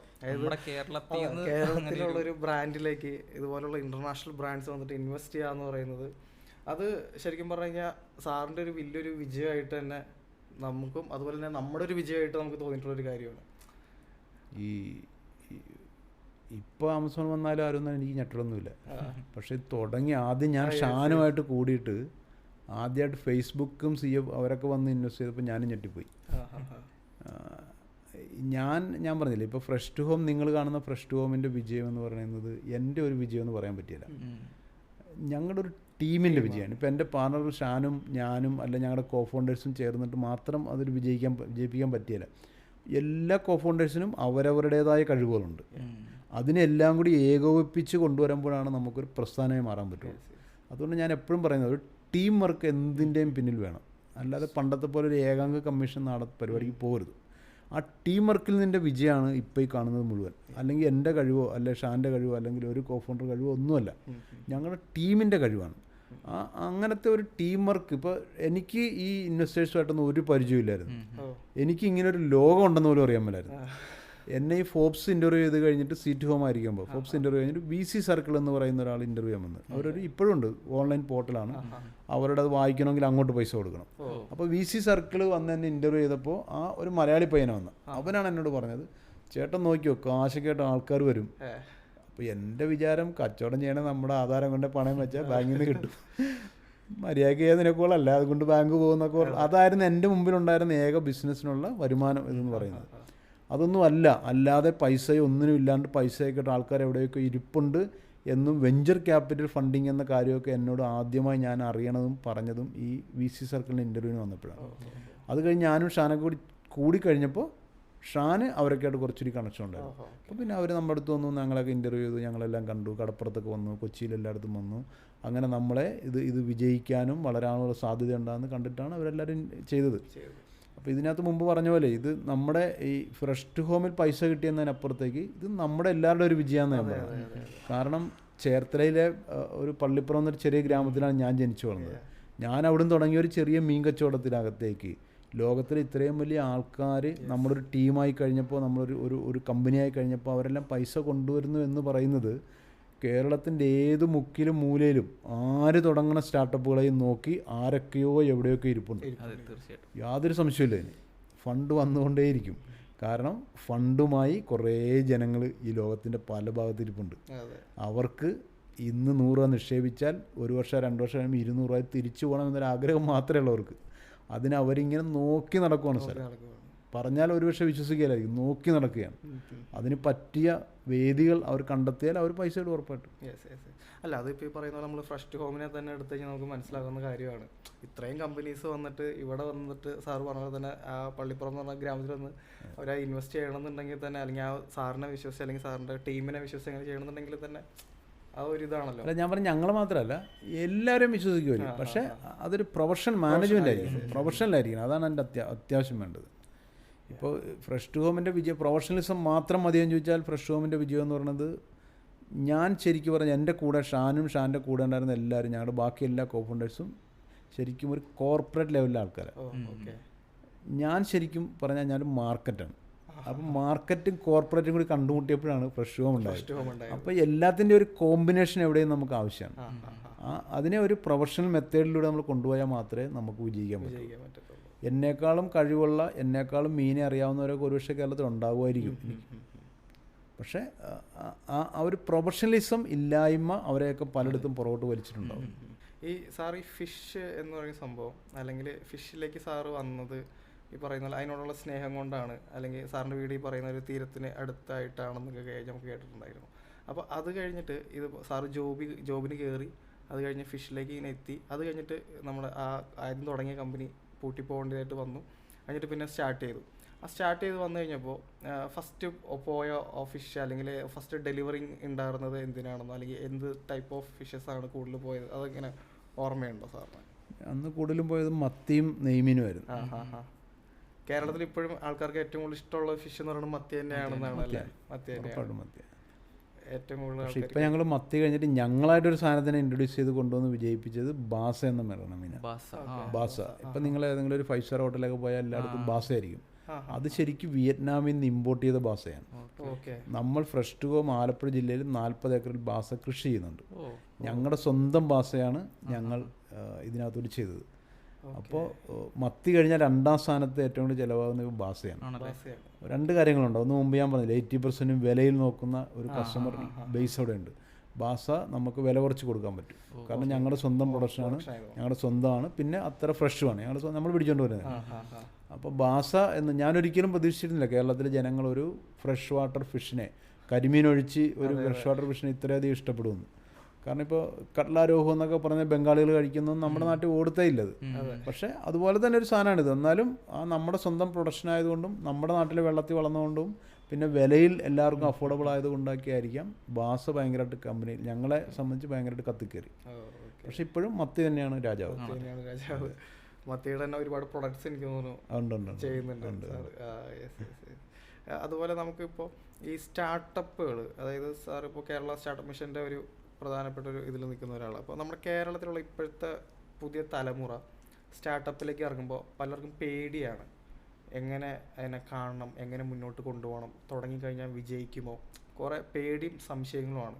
അപ്പോൾ അതിനിപ്പോൾ ഞാൻ തുടങ്ങിയപ്പോഴാണെങ്കിൽ കൂടി എനിക്കും ഇതുപോലെ ഒരുപാട് പേടികളുണ്ടായിരുന്നു. എനിക്ക് മുന്നോട്ട് കൊണ്ടുപോകാൻ പറ്റുമോ, പിന്നെ ഈ പറയുന്ന പോലെ ചെറിയ എന്തെങ്കിലും ഒരു നമുക്ക് ചെറിയൊരു ഇൻസ്പിറേഷൻ കിട്ടുമ്പോഴാണ് നമ്മളൊക്കെ നിന്ന് പോകുന്നത്. പക്ഷെ അതിന് പോലും പറ്റാണ്ട് കുറേ ആൾക്കാർ ഈ പറയുന്ന പോലെ സ്റ്റക്കായിട്ട് നിൽക്കുന്നുണ്ട്. തുടങ്ങണോ അതോ ജോബിന് പോകണോ, അത് പക്ഷേ ജോബിന് വേണ്ടി പറയുന്ന പോലെ ഇഷ്ടം ഉണ്ടാവത്തില്ല. പക്ഷേ എന്താ പറയുക, നിവർത്തിയേട് കൊണ്ട് പോകുന്ന കുറേ ടൈപ്പ് ഓഫ് ആൾക്കാരെ അല്ലെങ്കിൽ നമ്മുടെ ഇപ്പോഴത്തെ യൂത്ത് പിള്ളേരെ കാണുന്നുണ്ട്. അപ്പോൾ അവർക്ക് ഈ പറയുന്ന പോലെ അതിൽ നിന്ന് ഒരു മെൻ്റൽ ആ ഒരു ചേഞ്ച് കൊടുക്കാനായിട്ട് നമുക്ക് എന്ത് ആ ഒരു ഇതിലാണ് നമുക്ക് പറ്റുക? ബിസിനസ്സിൽ മാത്രമല്ല, നീ പഠിക്കാൻ പോകുന്നവരായാലും ആ പേടിയോടുകൂടി എന്തിനെ നമ്മൾ അഭിമുഖീകരിക്കുന്നു അതൊന്നും വിജയിക്കില്ല. അതെ. ഞാൻ വിജയിക്കുമോ, ഞാൻ തോക്കുമോ, ഞാൻ ഈ പരീക്ഷ ജയിക്കുമോ എന്ന് ആലോചിക്കുന്നതും ജയിക്കാൻ ഭയങ്കര പാടാണ്. നമ്മൾ ഏതിനകത്തായാലും നമ്മൾ, അതായത് ഒരു ബിസിനസ്സുകാരനാണോ നിങ്ങൾ റിസ്ക് എടുക്കാൻ തയ്യാറായിരിക്കണം. റിസ്ക് എടുക്കാൻ തയ്യാറാകാത്ത ഒരാൾ ബിസിനസ് മേഖലയിലേക്ക് വരികയേ ചെയ്യരുത്. അവൻ ഏതെങ്കിലും ജോലിയും കിട്ടി സമാധാനത്തിൽ അവൻ കഴിഞ്ഞോണം. റിസ്ക് എടുക്കാൻ കഴിവില്ലാത്ത ഒരാൾ ഒരിക്കലും ബിസിനസ് മേഖല വരരുത്. അവൻ്റെ മുമ്പിൽ ഇപ്പോൾ ഫ്രഷ് ടു ഹോം, നിങ്ങളിപ്പോൾ നോക്കാൻ ഫ്രഷ് ടു ഹോം വലുതാണ്. ഞങ്ങളുടെ മുമ്പിൽ ഇപ്പോഴും വലിയൊരു റിസ്ക് എൻ്റെ മുമ്പിൽ നിൽപ്പില്ലേ? ഇതൊരു ബിസിനസ്സാണ്. ഇതിന് എപ്പോഴും ഏത് ബിസിനസ്സിനും എപ്പോഴും എന്ത് സംഭവിക്കാം. അതിനെ നേരിടാനും അതങ്ങനെ വന്നാൽ എങ്ങനെ ആകണം, എങ്ങനെ ആയിരിക്കണം എന്നൊക്കെ നമ്മൾ നേരത്തെ തന്നെ കണക്ക് കൂട്ടി നമ്മുടെ മനസ്സിൽ അതിന് തയ്യാറെടുപ്പ് ഉണ്ടായിരിക്കണം എന്നുള്ള പക്ഷത്താണ് ഞാൻ. ഒരുപക്ഷെ ഞാൻ ബിസിനസ് താത്വികമായി പറയുമ്പോൾ ഞാൻ പറഞ്ഞാൽ ശരിയാണോ എന്ന് എനിക്കറിയില്ല. പക്ഷേ ഏത് വലിയ ബിസിനസ്സുകാരൻ്റെ മുമ്പിലും നിങ്ങൾ അനിൽ അംബാനിയെ നോക്കും അല്ലേ, എന്തിൻ്റെ കുറവായിരുന്നു? ചിലപ്പോൾ പുള്ളിയുടെ മാനേജ്മെൻറ്റിൻ്റെ പിശകാകാം, അല്ലെങ്കിൽ പുള്ളിയുടെ ഉണ്ടായ സാഹചര്യങ്ങൾ കൊണ്ടാവും, പലതും കൊണ്ടുപോകും. അപ്പം നമ്മളൊരു ബിസിനസ്സുകാരനാകാനാണ് നിങ്ങൾ തയ്യാറാകുന്നതെങ്കിൽ ഒരു റിസ്ക് നിങ്ങളുടെ മുമ്പിലുണ്ട്, അതെടുക്കാൻ നിങ്ങൾ തയ്യാറായിരിക്കണം. എനിക്ക് തോന്നുന്നു ഇത് അങ്ങനെ പറയുമ്പോൾ പാഷൻ എന്ന് പറഞ്ഞ സംഭവം തന്നെ. ഇത്രയും റിസ്ക് എടുത്ത് നമ്മൾ അതിൻ്റെ വേണ്ടി ഇറക്കണമെങ്കിൽ അതിനകത്ത് നമുക്ക് അതിനൊരു പാഷൻ ഉണ്ടാവും. അതെ അതെ, അതല്ലെങ്കിൽ അതാണ് പറഞ്ഞത്, അതല്ലെങ്കിൽ നമ്മളിത് എവിടെയെങ്കിലും ഇട്ടിട്ട് പോകും. ഏത് ബിസിനസ് തുടങ്ങിയാലും ആദ്യത്തെ ഒരു 3-4 വർഷം കുറേ തടസ്സങ്ങളൊക്കെ ഉണ്ടാവും. ഈ തട്ടി വീഴുമ്പോഴൊക്കെ നമുക്ക് ഇഷ്ടമില്ലാത്ത സാധനമാണെങ്കിൽ നമ്മൾ 1, 2, 3 പ്രാവശ്യം കഴിയുമ്പോൾ നമ്മളത് ഇട്ടിട്ട് അടുത്ത പണിക്ക് പോകും. അപ്പോൾ അതുകൊണ്ട് പാഷൻ ഇല്ലാത്തൊരു പരിപാടിക്ക് നമ്മൾ ഇറങ്ങരുത്. നമ്മുടെ നാട്ടിലല്ലേ അച്ഛൻ പറഞ്ഞ്, അമ്മ പറഞ്ഞ്, ജ്യോത്സ്യർ പറഞ്ഞ്, പള്ളിയിലച്ഛൻ പറഞ്ഞ്, ഉസ്താദ് പറഞ്ഞെന്നൊക്കെ പറഞ്ഞ് എന്തെല്ലാം പരിപാടിക്കാവും. ഇതൊന്നും പണിക്ക് പോരുത്. അവനവൻ എന്താണോ ഇഷ്ടം ആ പണിക്ക് മാത്രമേ ഇറങ്ങാവൂ. പക്ഷെ അവനവൻ ഇഷ്ടമുള്ളത് എന്തായാലും ഏത് മേഖലയായാലും ഇന്ന് രാജ്യത്തും ഈ ലോകത്തും എല്ലാ ചാൻസും ഉണ്ട്. എന്തും ആയിക്കോട്ടെ, നിങ്ങൾക്ക് കുട്ടികളെ പഠിപ്പിക്കാൻ പോലും നിങ്ങൾക്ക് കഴിവ്, അതാണ് നിങ്ങളുടെ താല്പര്യം, അതിനും വലിയ ചാൻസ് ഉണ്ടാകും. നിങ്ങളൊരു അധ്യാപകനായിരിക്കണമെന്നില്ല. എത്രയോ അധ്യാപകരായാലും വലിയ പ്രസ്ഥാനങ്ങളായി മാറിയിട്ടുണ്ട്. അതുകൊണ്ട് എല്ലാത്തിനും എന്തിനും നിങ്ങളുടെ മുമ്പിൽ ചാൻസ് ഉണ്ട്. ഡാൻസ് കളിച്ചാലും പടം വരച്ചാലും ഒക്കെ നിങ്ങൾക്ക് ലോകത്ത് അറിയപ്പെടുന്ന വലിയ ആൾക്കാരായി മാറാം. ഇപ്പോൾ നമ്മളിപ്പോൾ ഏതൊരു ഇൻഡസ്ട്രി അല്ലെങ്കിൽ ഏതൊരു ഏരിയ എടുത്താലും അതിനകത്ത് നമുക്ക് യൂണിക്കായിട്ട് എന്ത് ചെയ്യാൻ പറ്റും എന്നുള്ളത് നമ്മളൊന്ന് നോക്കിയെടുക്കണം എന്നുള്ള ഒരു ഇതാണ്. അതിനുശേഷം പിന്നെ ഈ പറയുന്ന പോലെ അതിനകത്ത് നമ്മളൊന്ന് എക്സ്പ്ലോർ ചെയ്ത് കഴിഞ്ഞാൽ കയറി വരാൻ പറ്റും എന്നുള്ളതാണ് ഇപ്പോൾ സാധാരണ നമുക്ക് കാണിച്ചൊരു സാധനമാണ്. അത് എല്ലാ മേഖല, ഏത് താഴ്ന്ന ജോലിയായാലും മുകളിലെ ജോലിയായാലും ഏത് വൈറ്റ് കോളർ ആയാലും ബ്ലൂ കോളർ ആയാലും നമുക്ക് എല്ലാത്തിനും ഇവിടെ ചാൻസ് ഉണ്ടെന്നേ. എന്തിനും ചാൻസ് ഉണ്ട് ഇവിടെ, ഇല്ലേ? തെങ്ങ് കയറ്റം പോലും പ്രൊഫഷണലായിട്ട് വരുന്ന ആൾക്കാരില്ല. ഇപ്പൊ ക്ലീനിങ് എന്ന് പറയുന്ന ജോലി പോലും ഇപ്പൊ പക്ക ഒരു കമ്പനിയായി വേറെ ലെവലായി, ഇല്ലേ? ESIയും PFും കാര്യങ്ങളൊക്കെ കൊടുത്ത് അങ്ങനെയായില്ലേ? വെറും പാത്രം കഴിയണവരായിരിക്കും അല്ലേ? വേണമെങ്കിൽ പണ്ടത്തെ ലെവലിൽ പറയുമ്പോൾ ഏറ്റവും താഴ്ന്ന ജോലിയാണ്. പക്ഷെ അല്ലല്ലോ, അതിനേക്കാൾ വലിയൊരു ലെവലായില്ലേ? എന്തിനാ നമ്മുടെ സെപ്റ്റി ടാങ്ക് ക്ലീൻ ചെയ്യണ പോലും ഇന്ന് എത്രയോ കമ്പനികളുണ്ട് അതിന് വേണ്ടി. മെയിൻലി പ്രോബ്ലം സോൾവിംഗ് ആണല്ലോ ഇത്. നമുക്ക് പണ്ടായിരുന്നെങ്കിൽ പലയിടത്തും വിളിച്ചു ചോദിച്ചാൽ അന്വേഷണം, അതിനു വേണ്ടി നടന്ന് പലവരെയും ഒപ്പിക്കണം. ഇത് ഒരൊറ്റ കോളിൽ എല്ലാം നമുക്ക് ഫുൾ പാക്കേജ് ആയിട്ട് നിങ്ങൾക്ക് എന്ത് കാര്യത്തിനായാലും ഇവിടെ ചാൻസ് ഉണ്ടെന്ന്. പണ്ട് നമ്മുടെ ടയർ പഞ്ചറായാലും എന്ത് പണിയായിരുന്നു അല്ലേ? നമ്മളെ വണ്ടിയും തള്ളി അടുത്ത ടയർ പഞ്ചറിൻ്റെ അടുത്ത് വരെ പോകണം. ഇന്ന് കാലം മാറിയില്ലേ? ആ ടയർ പഞ്ചർ ഒട്ടിക്കുന്നത് പോലും ഇന്ന് സ്റ്റാർട്ടപ്പുകളുണ്ട്. എല്ലാത്തിനും ഇന്ന് ചാൻസ് ഉണ്ട്. ഏത് മേഖലയാണോ നമ്മുടെ താല്പര്യം അതിനുള്ള ചാൻസ് ഉണ്ട്. സാർ പറഞ്ഞ ഇപ്പോൾ ഒരു ബിസിനസ് സ്റ്റാർട്ട് ചെയ്യാന്നുള്ള സംഭവം നമ്മുടെ ഇന്ത്യയിൽ അല്ലെങ്കിൽ കേരളത്തിൽ ആണോ ബെറ്റർ അതോ പുറത്ത് തന്നെ? ചിലവർ പറഞ്ഞു കേട്ടിട്ടുണ്ട് ഇവിടെ നമ്മുടെ കേരളത്തിൽ അല്ലെങ്കിൽ ഇന്ത്യയിൽ ഒരുപാട് അതിൻ്റെ അകത്ത് പ്രശ്നങ്ങളുണ്ട്. ഇപ്പോൾ ടാക്സിൻ്റെ കാര്യങ്ങളാണെങ്കിലും അങ്ങനെ കുറേ പ്രശ്നങ്ങളൊക്കെ ഉണ്ടെന്ന് പറഞ്ഞു കേട്ടിട്ടുണ്ട്. അപ്പോൾ സാറിൻ്റെ അഭിപ്രായത്തിൽ എന്താണ് അതിൻ്റെ ഒരു ഇത്? കേരളം ഒരു ബിസിനസ് ഫ്രണ്ട്ഷിപ്പുള്ള സംസ്ഥാനമാണോ എന്ന് ചോദിച്ചാൽ എനിക്ക് കൃത്യം ഉത്തരമില്ല. പക്ഷേ നിങ്ങളൊരു ബിസിനസ് ചെയ്യാൻ തുടങ്ങുന്ന ആളാണെങ്കിൽ നിങ്ങൾ കേരളത്തിൽ തന്നെ തുടങ്ങണമെന്ന് ഞാൻ പറയും. ഇത്രയും ബിസിനസ് പഠിക്കാൻ പറ്റിയ പാഠശാല ഈ ലോകത്തെവിടുന്ന് കിട്ടിയത്. നിങ്ങൾ ഇവിടെ കച്ചവടം ചെയ്ത് വിജയിച്ചാൽ ലോകത്ത് എവിടെ പോയി കച്ചവടം ചെയ്യാം. ഈ ഇംഗ്ലീഷ് ഒരു ചൊല്ലുണ്ട്, വില്യം സോമർസെറ്റ് മോൻ പറഞ്ഞ mind needs obstacles to develop its power എന്നാണ്. മനസ്സിന് തടസ്സങ്ങളെ ആവശ്യമാണ് അതിൻ്റെ ശക്തിയെ വർദ്ധിപ്പിക്കാൻ. എല്ലാ തടസ്സവും നിങ്ങൾക്ക് ഇവിടെ നേരിടാം. ഇത് കഴിഞ്ഞാൽ നിങ്ങൾ ഒരു പുല്ലിനെ നിങ്ങൾക്കൊന്നും ചെയ്യാൻ പറ്റില്ല, മനസ്സിലായേ? ഞാൻ കഴിഞ്ഞ 2-3 ഒരു വർഷം മുമ്പ് ബോംബെ എൻ്റെ ഫാക്ടറി ഇരിക്കാൻ അവിടെ FSSAക്കാരൻ ഇൻസ്പെക്ഷൻ വന്നു. എൻ്റെ ഫാക്ടറി മാനേജരും പ്രൊഡക്ഷൻ മാനേജരും കമ്പനി മാനേജരും കിടന്ന് ഓട്ടമാണ്. ഞാൻ കൂളായിട്ട് അപ്പോൾ തിരിച്ചെല്ലാം കഴിഞ്ഞാൽ അവർ പുള്ളിനെ വിട്ടു കഴിഞ്ഞ് വിയർത്ത് കുളിച്ച് വന്നു. സാറിന് ഒരു ടെൻഷനും ഇല്ലായിരുന്നു. ഞാൻ എന്തിനോട് ടെൻഷൻ, FSSAക്കാരൻ. അപ്പം ഞാൻ എൻ്റെ മനസ്സിൽ എത്ര കാര്യം കൊച്ചി കണ്ടതാണ്, എത്ര ആൾക്കാരെ ഞാൻ തിരുവനന്തപുരത്ത് കണ്ടാന്ന് നമ്മുടെ മനസ്സിലുണ്ട്. നമ്മൾ എക്സ്പീരിയൻസ് ആയല്ല, നമ്മളതൊക്കെ നേരിട്ട ആൾക്കാരല്ലേ. അതുകൊണ്ട് ഞാൻ പറഞ്ഞ ബിസിനസ് ചെയ്യാൻ നിങ്ങൾ ആഗ്രഹിക്കുന്നുണ്ടെങ്കിൽ, നിങ്ങൾ മലയാളിയാണെങ്കിൽ നിങ്ങൾ കേരളത്തിൽ തന്നെ തുടങ്ങണം. ഇത്ര നല്ല പാഠശാല നിങ്ങൾക്ക് ലോകത്ത് ഒരിടത്തും കിട്ടിയല്ല. അല്ല, അത് നല്ലൊരു പോയിന്റ്. പലർക്കും ഇങ്ങനെ പറഞ്ഞിട്ടൊരു പേടി എല്ലാവർക്കും ഉണ്ട്, ഇത് പണിയാവൂ എന്നുള്ള സംഭവം. പക്ഷെ സാറിന് ഉള്ളിൽ പറയുമ്പോൾ നമുക്ക് ഭയങ്കര ധൈര്യമാണ്. ഓക്കെ, ഇത് നല്ലൊരു ഓപ്പർച്യൂണിറ്റി തന്നെയാണെന്നുള്ള രീതിയിൽ. ഉറപ്പായിട്ടും എന്നെ തോൽപ്പിക്കാൻ എന്നെ കൊണ്ട് മാത്രമേ പറ്റുള്ളൂ. അങ്ങനെ അല്ലാണ്ട് ഇവിടെ ഏതെങ്കിലും ഒരു ഉദ്യോഗസ്ഥൻ പറഞ്ഞിട്ടാണ് ഞാൻ കച്ചവടം ചെയ്യാൻ ബിസിനസ് ചെയ്യണത്. ഒരു ബിസിനസ്സുകാരൻ ഒരു ഉദ്യോഗസ്ഥൻ വന്നിട്ടും പൂട്ടറാന്ന് പറയാൻ പൂട്ടാനാണ്. അല്ലെന്ന് എനിക്ക് എൻ്റെതായ വഴിയുണ്ടെന്ന്. അതാണ്.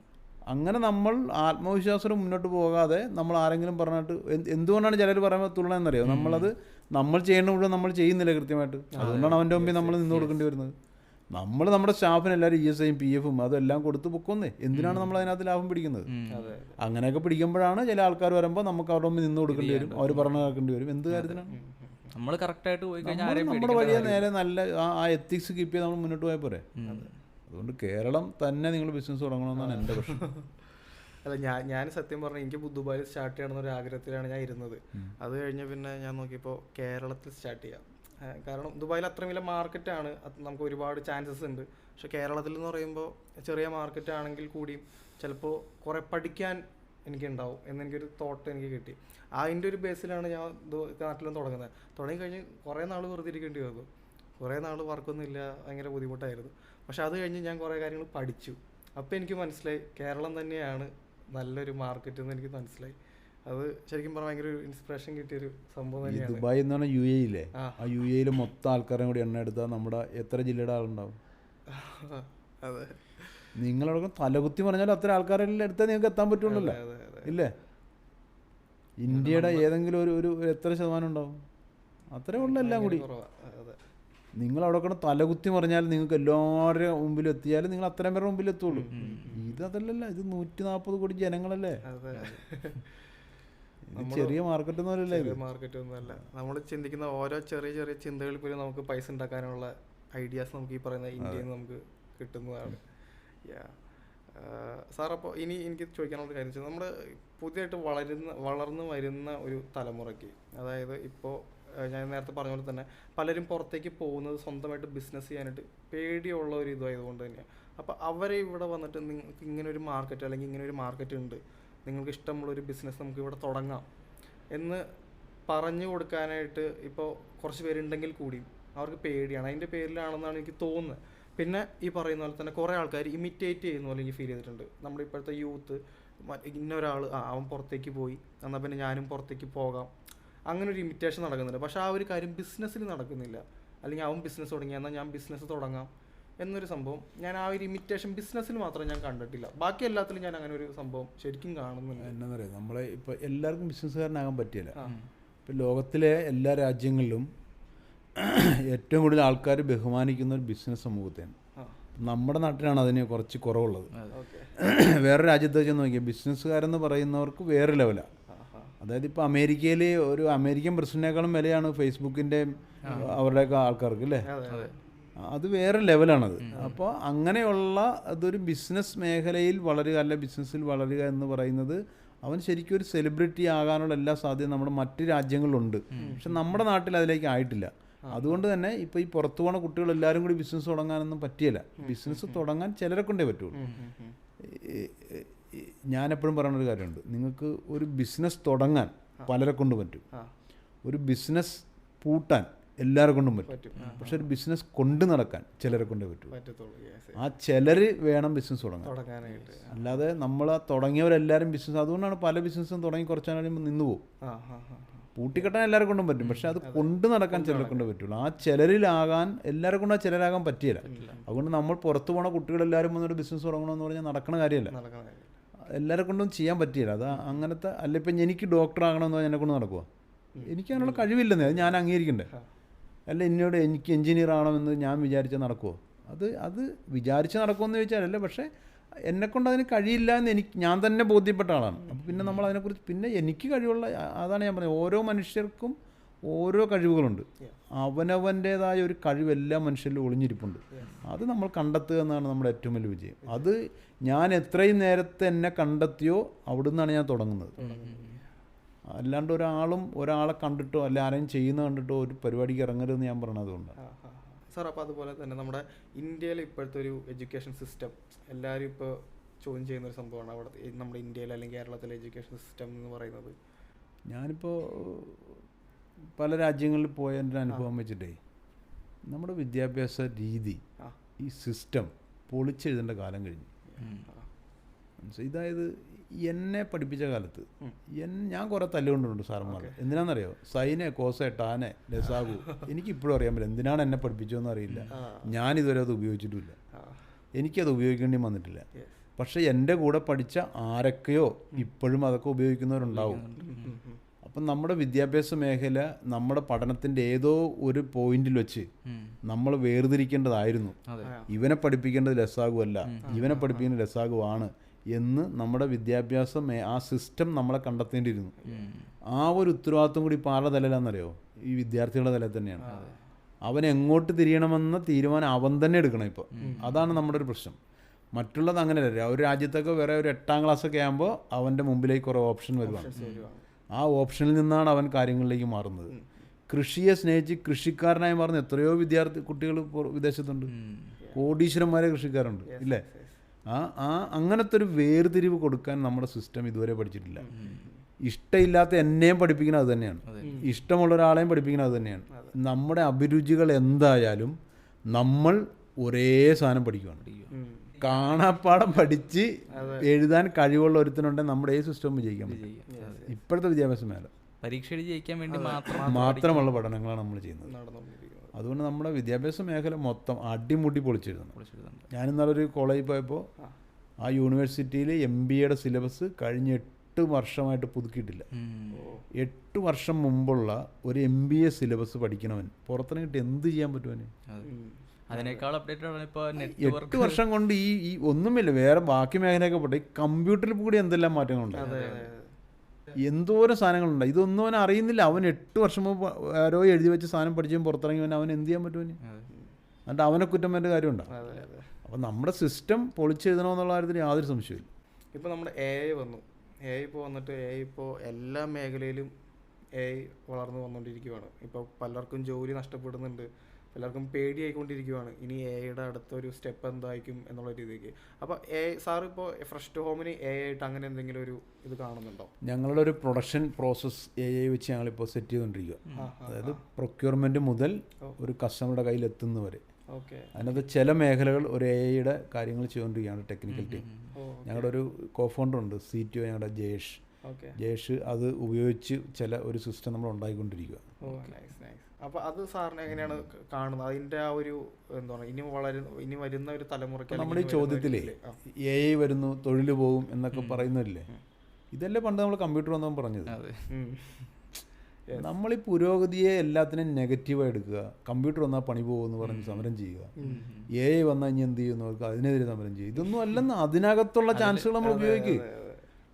അല്ലാതെ നമ്മൾ കമ്പ്യൂട്ടർ വന്ന് സമരം ചെയ്ത ലോകത്ത് കമ്പ്യൂട്ടർ വരികയില്ല. കമ്പ്യൂട്ടർ വന്ന് അവസാനം സമരം ചെയ്തതിന് ഇപ്പോൾ കമ്പ്യൂട്ടർ വരും അല്ലേ? അപ്പോൾ അതുകൊണ്ട് നമ്മൾ അങ്ങനത്തെ അതിനെയൊക്കെ തുറന്ന മനസ്സോടെ സ്വീകരിക്കണ്ടേ? ലോകത്തെ മാറ്റങ്ങൾ ഉൾക്കൊള്ളാതെ ഞാൻ പണ്ടത്തെ തന്നെ ചെയ്യുള്ളൂ എന്ന് പറഞ്ഞ് പോകുന്ന അവനൊന്നും രക്ഷപ്പെടാൻ പാടാമെന്നും. നമ്മുടെ നാട്ടിലാണ് ആദ്യമായിട്ട് ഇൻഫോ പാർക്ക് ഉണ്ടായത് അല്ലേ, ടെക്നോ പാർക്ക് ഉണ്ടായത്. നമ്മളെന്നിട്ട് എവിടെ നിൽക്കണം ഇപ്പോൾ? ബാംഗ്ലൂരും ഹൈദരാബാദും ഡൽഹിയൊക്കെ കഴിഞ്ഞ് എത്രയോ സ്ഥാനത്ത് പുറകിലാണ് നമ്മളിപ്പോൾ നിൽക്കുന്നത്. അന്ന് നമ്മൾ ഇതിനൊക്കെ വേണ്ടി കുട്ടികളെ ഒരുക്കി വിട്ടിരുന്നെങ്കിൽ ഇവിടെ നമ്മുടെ ഒരു ബാംഗ്ലൂരും ഡൽഹിയൊക്കെ ഹൈദരാബാദൊക്കെ കേരളമായി പോയേനെ.